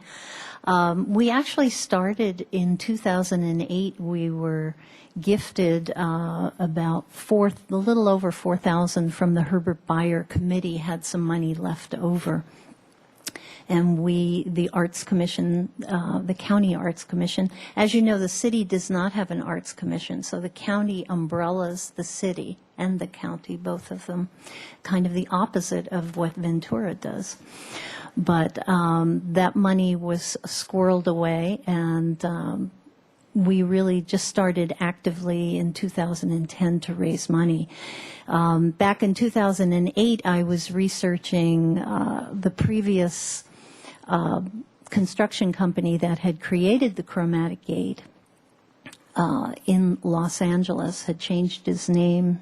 It was hard to track it down. When I finally did, they weren't interested in repainting it again. Then part of my odyssey was tracking down the paint. It's very specific. The original paint samples are held in the Santa Barbara Museum of Art. In their library, they have actually probably a 5 or 6 foot stack of manuals on the Chromatic Gate, the colors, a maintenance manual, how it can be painted, how it can be fixed, and all that. The paint samples were sent to St. Louis. At first, they didn't want to remix them because now today paints have a lower VOC level, and it was a little more difficult, but they finally relented. They would do it. They happened to come out here on their way to LA and brought the samples, and they matched the originals perfectly, which was we were very happy about. And people often ask me, why does it cost so much to paint the gate? Well, just the gallon of paint is $550 a gallon. It's a very special type of paint that's specified by the artist. In 2010, I started fundraising, writing to collectors and philanthropists that I knew in the area. I tracked down someone in LA that had a collection of Herbert Bayer drawings and had given them to the Denver Museum. I went to the Denver Museum. We really didn't get any money from them. One of the questions was, why should we give money if Santa Barbara has not given money? So I was able to go back to some of these people later. But it really, the fundraising took a wonderful turn with David Jacoby, who decided in 2011 to give $10,000 from the Jacoby Family Trust. And he had a very personal connection when he started reading about Herbert Bayer, and I hope you all got this brochure and will read about him because he was a pretty extraordinary artist. But David really related to Herbert Bayer because he was declared a degenerate by the Nazis during the war, and he had to flee Germany and came to the United States. And David said he felt like he was righting a wrong by giving that first $10,000. Well, once he gave that, Mercedes and Robert Eichholz Foundation gave $10,000. Lillian Lovelace came forward, and Santa Barbara Beautiful came forward. They have really had a great interest in the role of art in making a city beautiful. And so those 4 big gifts, and also $5,000 from Michael Tobes Foundation came in, and we've gotten lots of $1,000 gifts, I've gotten $20 gifts, and this past Saturday down at the beach, there was a fundraiser called Restore Our Rainbow, and it was more of a youth-oriented campaign, and it really part of it was to get kids learning about fundraising. And they set up Facebook for the Chromatic Gate, doing Twitters. The Arts Fund umbrellaed it, and there's a PayPal site there. And we had all youth bands all day. We raised about $600 that day. Not a huge amount, but the children that were there, I was able to talk to them and say, you know, someday when you're grown up, you'll be here again, and your children can help you raise money to paint the Chromatic Gate. It's become quite an iconic symbol down at the beach. All the wedding couples go to get their photographs, and the Chumash sometimes claim it as the Rainbow Bridge, although it isn't specifically a bridge. And I had one scientist write to me that said he would give me money to repaint the Chromatic Gate if I painted it in the correct rainbow colors. But I had to tell him we can't change the artist's idea. So right now we are at the point where we're pretty much at our goal right now. Originally, we were looking into having a local person, like a car painter, do the gate. But in looking further at it, I noticed in Ventura and other towns, in Ventura actually specifically, they had a problem where they had a piece of public art, Dennis Oppenheim piece. I don't know if you've ever seen it. It's their bus station. It's a house that curves around, and it was not done by someone who specifically does art. And a couple years later, the paint started failing. So the city actually had to sue the contractor to correct the paint, and it was determined that it was their fault and they could do it. So I really am looking towards someone in art restoration, and I was very lucky when someone came forward that actually lives in Summerlin, works all over the world, big cities, Chicago, New York, Europe. He's only done one piece in Montecito. He's mostly not here, but he would love to do a project that's in his own city. He has a local crew. There won't be any per diem or anything like that, and they will be able to do that. So right now he's preparing a bid. I got in touch with Nancy Rapp and Santos with the parks, answered some questions for me, has a list of questions, you know, is there power, is there water there? Monday, I'll be meeting with Jim Dewey, who's in Public Works, to go through the permit process with him. And we are hoping at the end of this, campaigning is still going on. We want to have a maintenance plan in place when this is painted. We want to have it painted, not painted, but cleaned, washed, and possibly waxed at least twice a year. Once a year may be okay. We're waiting to hear from the manufacturers. But we hope that in the future, I mean, it will need repainting again at some time. But we're hoping that we get enough for an endowment towards more art restorations.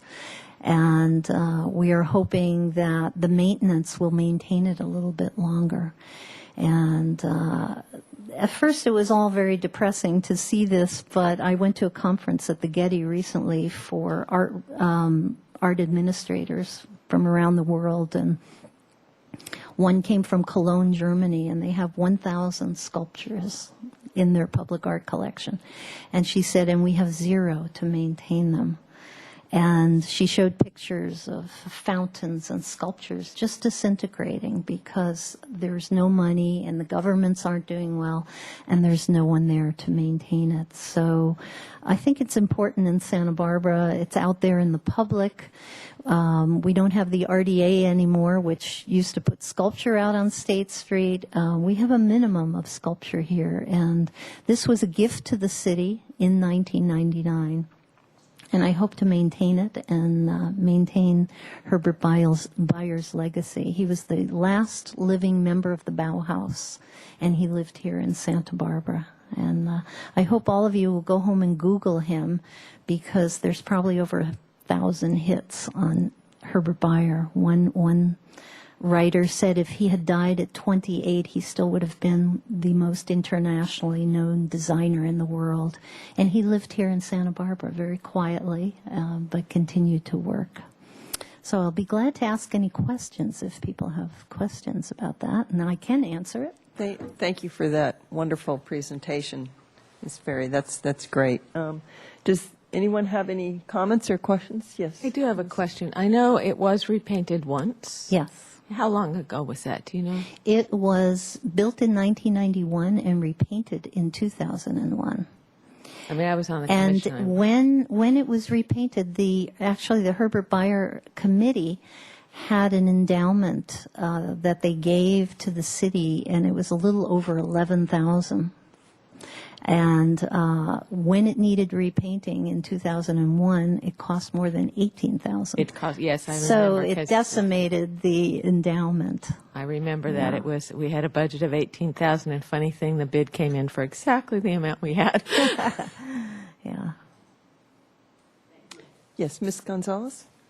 I just wanted to thank you for all your hard work. I know you hit it right perfectly, an iconic image of Santa Barbara. I know as a child going to the beach or we lived in that area, and just always seeing the rainbow. I never knew the story behind it, but now knowing the story behind it, it makes it that much more special. I just had one question. After the painting, the maintenance, are you preparing already to fundraise for maintenance over the years, or how? Well, we're hoping to gain a little more money, so we have enough money for maintenance, and perhaps hire a local firm to go there and not power wash it. It'll be a softer kind of wash, at least once or twice a year. So we hope to keep that in the budget. That's very important to us. We don't want to see a bird's nest on it again or moss on it again. Yeah. And thank you for your perspective, because I don't realize, from the eyes of being a child and seeing that for the very first time, how interesting that would be. Yeah, and my son just noticed it a couple days ago. So Okay, well, tell him, hopefully, it will look really beautiful very soon. We're hoping to start in October. Thank you If so all the much for your permits hard go work. correctly. So, Thank you. Mr. Farrar? Yes, my question is more for Ms. Rapp. Several months ago, we were talking about redevelopment at the Cabrillo Ball Field and making a lot of changes. People came in with a lot of different ideas, that some of those ideas would be right smack dab where the chromatic gate is right now. How was that going to affect any future development of that park area, and will we be able to work with the gate or around it, or how's that going to work? Because that's something that probably should be addressed.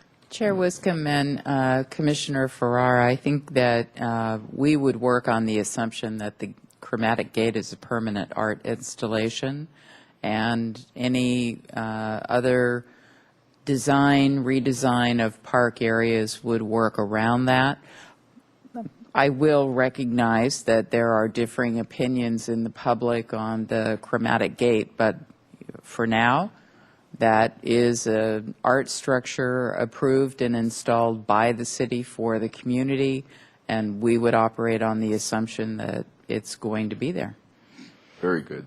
we hope to work also on the landscaping and the lighting, and we'll confirm with Parks and Recreation on that too. I think Mr. Cunningham's working on. He that. was the Yes. original Yes. person on Yeah, that, and it he's- would be he's really working nice on to that have now. him again. Yeah. And I also want to mention that David Jacoby also gave $2,500, as did Santa Barbara Beautiful, towards updating. We have a public art DVD, and that features the chromatic gate in there, as well as many other sculpture sites in Santa Barbara. So that we are starting that very soon with Tony Ruggieri, and that part of the restoration will be part of the film as well. So I think from what I understand from Santa Barbara Beautiful, the paint is more durable than the paint that was used in 2001. It's a very special paint. So when the steel is, the steel is restored and it gets painted, a lot of people don't even realize it's steel. It looks like it's concrete. It is steel. And part of the problem is it's gone so long without painting or cleaning that there are rust areas, and there may be some welding that's needed and sanding. And from talking to the art restoration company, they really intend to put almost a bubble over it to work inside, so none of the sanding, none of that goes out into the air. It'll be protected. I know it's a controversial piece of art amongst some of our community members, but I've got to think that when you see a picture of it and what it should be versus what it is now, and it gets restored to what it should be, that there is going to be community members that really change their mind about it. I think some people just don't like bright colors, chromatic colors. As one person said to me, well, I kind of like it pastel, And someone said, well, what about earth tones? It just wouldn't be the same. It would not be the same, no. Well, But thank you so very much for that. Thanks. Yes, we enjoyed the presentation. Thank you. Okay, we are moving on to agenda item number 12, Summer Programs Report. And Recreation Manager Judith McCaffrey will do this presentation. Welcome, Ms. McCaffrey. Thank you very much, Chair Wiscombe and Commissioners. I am Judith McCaffrey, and I'm pleased to be with you here this evening to share some of our summer successes. Typically, Recreation Manager Sarah Hanna and I and staff do a summer camp wrap-up at the end of summer, but we thought we'd try something new and share our successes now. More than 3,000 youth are having a safe, fun, and memorable summer participating in Parks and Recreation programs this summer. We're offering currently 34 different camps and a total of 207 different sessions in a 10-week period. Programs are 1 week to 2 week sessions, all day or half day, and we focus on safety and fun with all our staff receiving rigorous training and safety, working with children, and all being CPR and first aid certified. This summer we're offering a lot of great new programs. We've taken a look at some of our old favorite programs and revamped some of them. We have competitive priced camps that are competitively priced in the community, and we had a large number of scholarships available this summer as well that were administered by the Police Activities League and the Campership Alliance. We're excited to say that we've seen a definite rebound in participation this year after a challenging few years with budget cuts and the economy. And I know Sarah and I would both like to recognize the recreation staff for all their great efforts and really working hard and keeping on developing wonderful programs because it's bound to turn around, and it definitely has this summer. As you'll look here, comparing this summer to last summer, our total summer camp registrations. Understand, our fiscal year ends and starts in the middle of summer. So I'm telling you, this is from June 30th, so it's even increasing. But as the end of the fiscal year, we're already up 26% in our registrations. That means 564 more campers. Our revenue is up 27% over last year, and we've been able to keep our scholarships even compared to the last year. And if you remember, 3 years ago, we actually cut funding for scholarships and had to look to raising funds to support them. In the past 2 years, we've worked very closely with our instructors and contractors. We've worked together to provide scholarships, and then we've also raised funds to support them and continue them. So we were able to offer 68 scholarships this summer. And also as a special note, 273 of those campers, or 10% of the participants, are actually registered in a lot of these new programs that actually proved to be very successful just in their first offering. Here's just a sample of some of our new summer camp programs. Staff are always pursuing new ideas. They're looking for input from parents and campers through the surveys that we distribute, and we also look at what's worked in other communities. So here we've expanded our offerings to include some geocaching and horseback riding and some science camps as well. I'm going to share some specific pictures from some of the camps and tell you a little bit about them. I don't know if you've heard of geocaching, but it's a worldwide, it's an activity that's enjoyed worldwide. Actually, when I was in Girl Scouting, we did a geocaching with compasses. They do it now with GPS devices. And so basically, it's an outdoor treasure hunting game where the participants use GPS devices and use coordinates to find geocaches or hidden caches, containers that lead them on to the next clue. So this is a really active camp where kids are moving, and their counselors are moving all around town to parks, downtown, going on hikes, trying to find these caches with the secret clues to the next adventure. We also did a very successful collaboration with the Hearts Therapeutic Equestrian Center and offered a horseback riding camp for the first time this summer.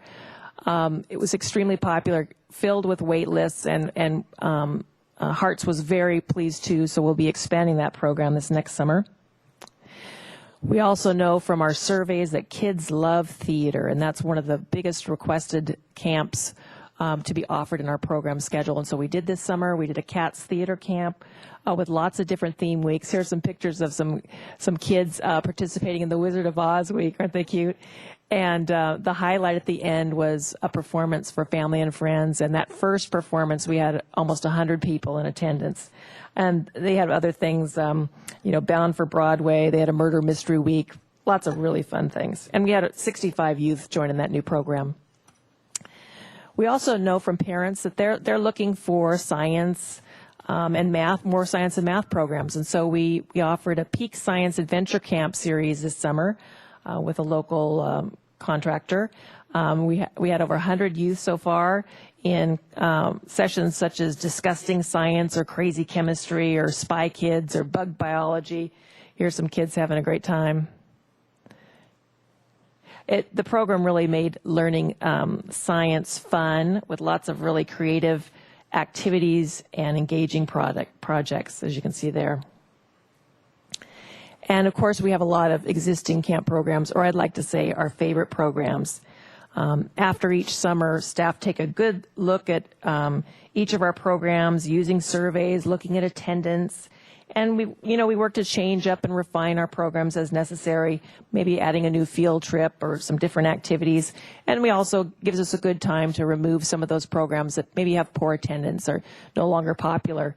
And so we're constantly working to make our programs improve their quality. This is just a few of the existing camp programs, from Nature Camp to Aqua Camp, Legos, ballet, our junior counselor program. And then we also have a large number of sports camps and clinics, anywhere from soccer to gymnastics, kiteboarding, swimming, tennis, running, all sorts of things.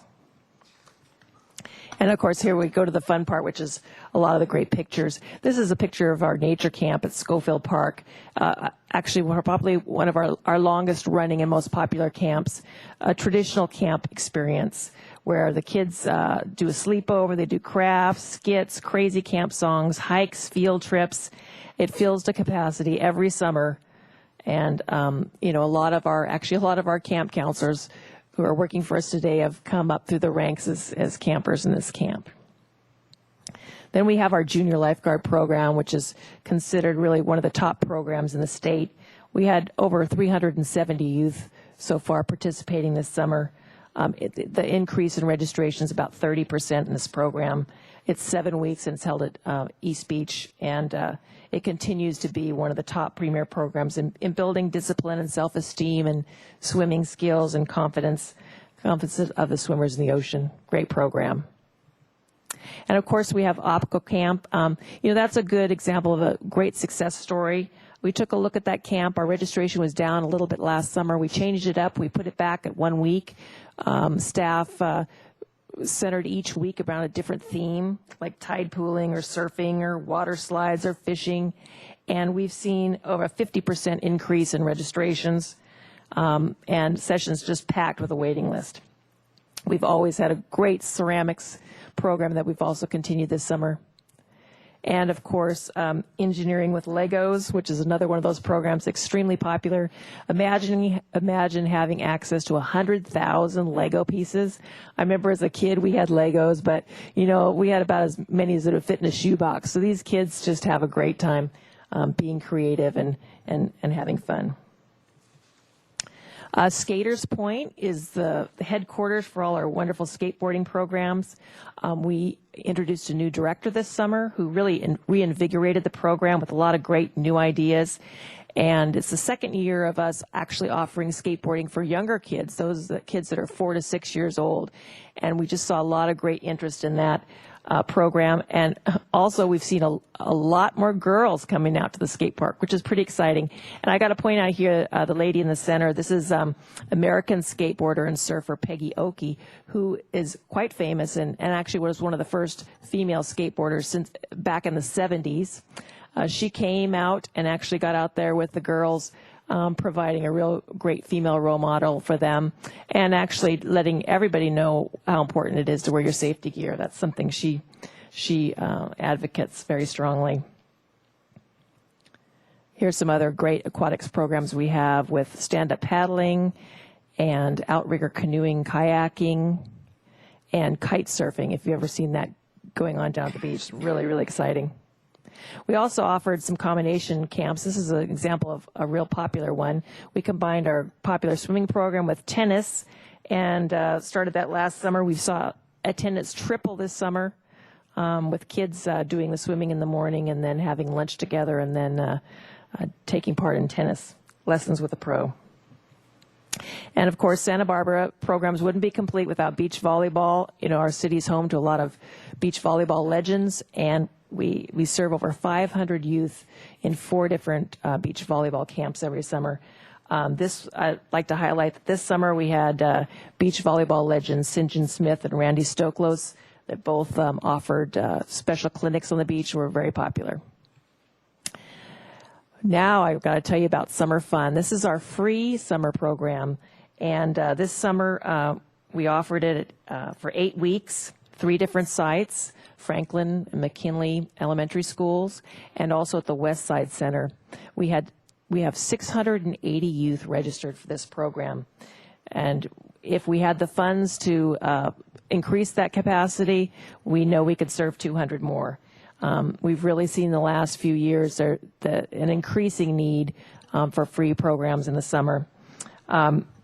This is a full-day program with lunch, and kids get to do lots of great things like sports and arts and crafts, field trips, and have a lot of fun. It's really great. If you haven't had the opportunity to go out to any of the sites this summer to see all of these fun activities, I encourage you to do so. It'll really warm your heart. Of course, our wading pools are open. They're a great place for youth 7 years and younger to have their first swimming experience in a safe and shallow water environment. This is the beautiful wading pool at Oak Park. And here's West Beach Wading Pool. And if you remember 3 years ago, we cut the funding to West Beach. But thanks to the school district for coming forward and giving us some funds for their youth to use the program, and the Santa Barbara Sunrise Rotary Club, we've been able to keep the pool open. It's open 12 to 5, Monday through Friday, till mid-August. So if you haven't been down there, we encourage people to go down and take advantage of those pools. I'd also like to say before I wrap up that parents out there, we've got 4 more weeks of summer camp activities. So we have space available. If you're still looking for something fun and memorable for your child to do this summer, we hope you'll contact us. It's not too late. And we invite you to contact us and see about our programs. You can go to our website at sbparksandrecreation.com, or you can call us at 564-5418. We'd be happy to help you. Thank you. And if you have any questions, I'd be happy to answer those. Great. Thank you, Ms. McCaffrey. Any questions or comments from the commission? Yes, Ms. Gonzalez. I just had one question about the summer fun. You said that if we were to get funding, you could serve more children. Is there any possibility of fundraising or looking at other ways to get funding so we can serve more children? Commissioner Gonzalez, we have looked at and have applied for grants in the past, but haven't been successful. But that is certainly a way that we could raise some more funds to do so. Thank you. I just like to commend you all, Ms. McCaffrey, Ms. Hanna, staff. You continue to, well, you don't continue to amaze me because I'm getting used to it now, but you're so proactive in your programs that, you know, when something is not, it's falling off a little bit, you guys are right on top of it and make some changes, and all of a sudden attendance goes way up. So registration's up 26%, revenue up 27%, and and you're constantly changing it up to provide fun things, and that's what really makes it successful, and you should be commended on that. It's a great job, really, really great. No. Okay, thank you very much. Does anyone have, Ms. Alley, did you have something to say? Now that I have the floor, I'd just like to commend you on a job well done. I had the opportunity to meet with staff a couple of days ago, and just astounded by all the programs that they offer. And as Chair Westcomb mentioned, just your reactiveness to things that might not be working or might need a tweak. So congratulations on being proactive and really serving the community and the youth and the future as well. Thank you. Great. Thank you very much. Okay. Are we all right to just finish this meeting up, or do we need a break? Are we good? Okay. Okay. We are going to move on to agenda item number 8. We have 3 items on the agenda left. Annual election of chair and vice chair. We need to elect a chair and vice chair serving for the period of August 1st, 2012 through July 30th, 2013. Ms. Longstreet? I think we can make this fast. I would like to nominate Chair Wiscombe to continue in her role. Right now, we have 2 new members, and some of the rest of us that have been on a little while are not quite ready to jump back in, and I think she's done a wonderful job, and so I would like her to continue that for the next year. I would second that. I think you're doing a great job, and Thank you. I would like to see you continue. Okay. Is anyone, any other nominations, or I guess we have a motion and a second. So any other discussion? Any axes you want to give me before? Condolences, whatever. Okay. All in favor? Aye. Okay. Any opposed? Okay. That carries unanimously. Thank you for your support on that. I'm very happy to take on the chairmanship for another year on the commission. So now we need to elect a vice chair. Ms. Longstreet, did you? If someone's not here, Yes. can we nominate yes, them? We can, and we can revisit it if said person were to, for some reason, and I can't believe that's going to happen, would prefer not to. I would, and I don't mean to kind of jump over everybody here, but I'd like to nominate Charlie Trinacosti. I think he's been on the commission a while and has shown, I think he'd be good at. And I actually would second that. Do we have any other discussion? Okay. And as I said, I think Charlie's on vacation, and if for some reason... Happy vacation to him. If for some reason he said absolutely not, which I cannot imagine, he's just not that type. But if he did, we can revisit it. Now our new commissioners will never miss a meeting. for fear of being elected chair or vice chair. Okay, we have a motion and a second for Charlie Trinacosti. All in favor? Aye. Okay, that carries unanimously. That's the end of agenda item number 8. And we are moving on to advisory committee liaison appointments. Now, if you can... Chair Wiscombe? Yes. I might make a suggestion since Commissioner Case-Beer had to leave early. He left me a note. Yeah, and since Commissioner Trinacosti is not here, maybe we should defer this item until September, because I think it would be good for the full commission to participate in the I think discussion of liaisons. That's an excellent I wasn't idea, as concerned when we had just one person that wasn't going to be here, but I think without two, it probably would be a better conversation in September. My suggestion. Okay, do we need to actually make a motion on that then in a second? Or actually I think, yes, vote on it? you would be, what's the term, Ms. Motion to Miguel? postpone? Yeah, motion to postpone and bring it back in September. Okay. I would make that motion. And I'd second it.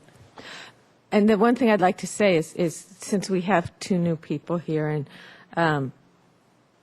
that if they want to contact any of us about what these liaison requirements are and the ones we serve on, or discuss what's coming up, I would be happy to discuss that with anybody. I know we all would be.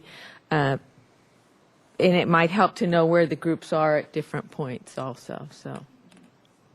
Yeah, I echo that, and I think you want to look carefully at the time that the group meets, and make sure that your schedule fits this meeting schedule, because it's important when we have our committee assignment reports that you were able to be at the meeting most of the time and report back to the full commission on what went on. So, Chair Wiscombe, if I might make a couple of additional comments. For planning purposes, Intern Yee mentioned that the next Youth Council meeting is August 20th.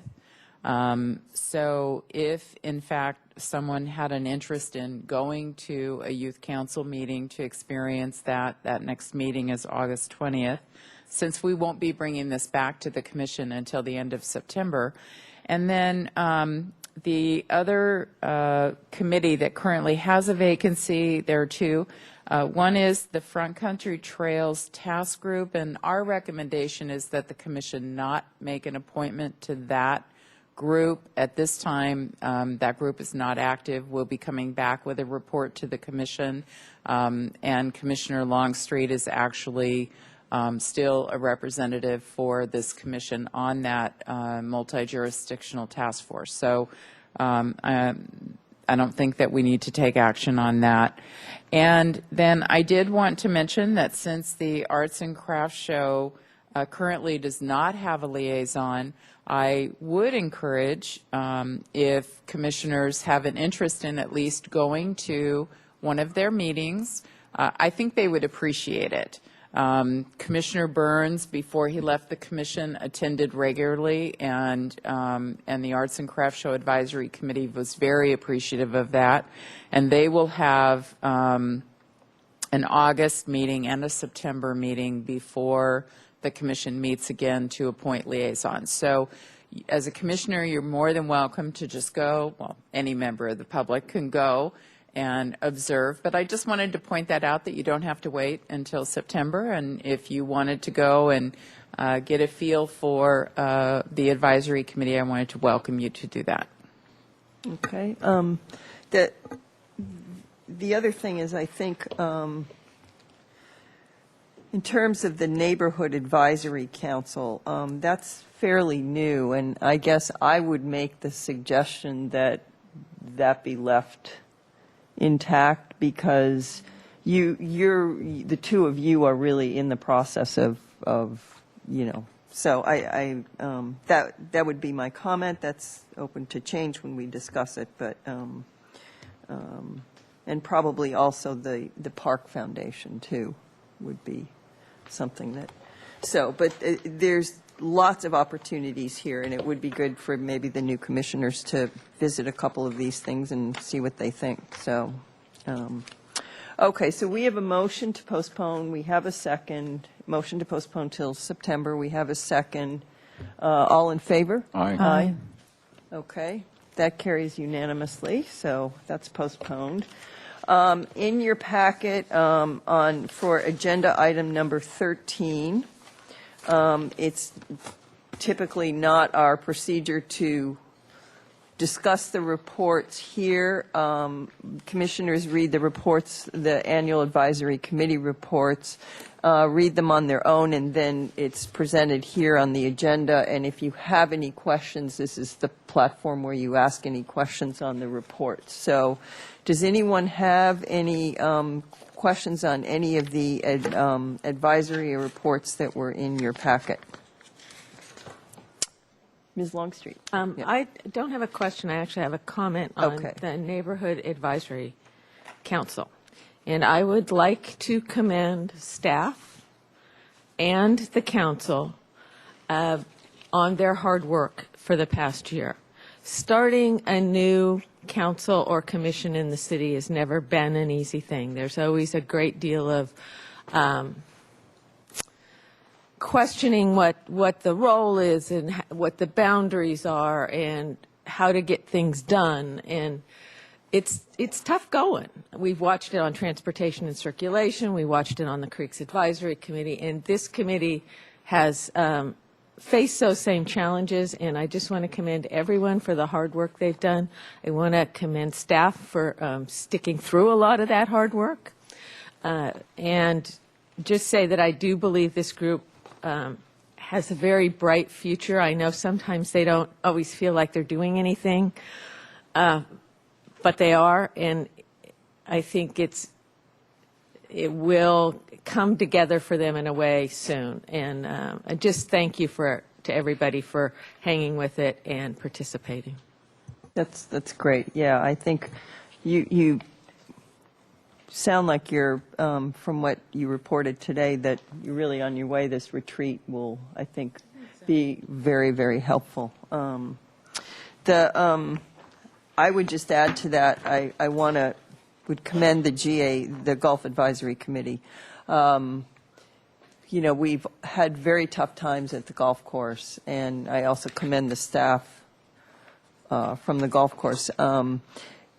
And the Golf Course Advisory Committee really, really stepped up. And instead of meeting every other month, they thought it's important to meet every month during these tough times and have done so. We're not out of the woods at the golf course, but I think things are better. So, I know golfers are shifting to lower cost rounds, but there is a little bit more stability there, and that's what's great. And I think the GAC has done a really, really great job of being proactive and making recommendations and to implement some new things there that I think will probably work really well for the future of the golf course. So. That's great. I think with that we should say thank you to everyone that serves on all of those committees, because it's a lot of the nitty-gritty work to make different programs happen. So thank you to everybody that participates. Definitely. Anyone else? Okay. I think we've covered the agenda for this evening, and I would be happy to entertain a motion to adjourn. I move that we adjourn. Do I hear a second? Second. Okay, any discussion? All in favor? Aye. Aye. Great. Thank you very much, everybody. Thank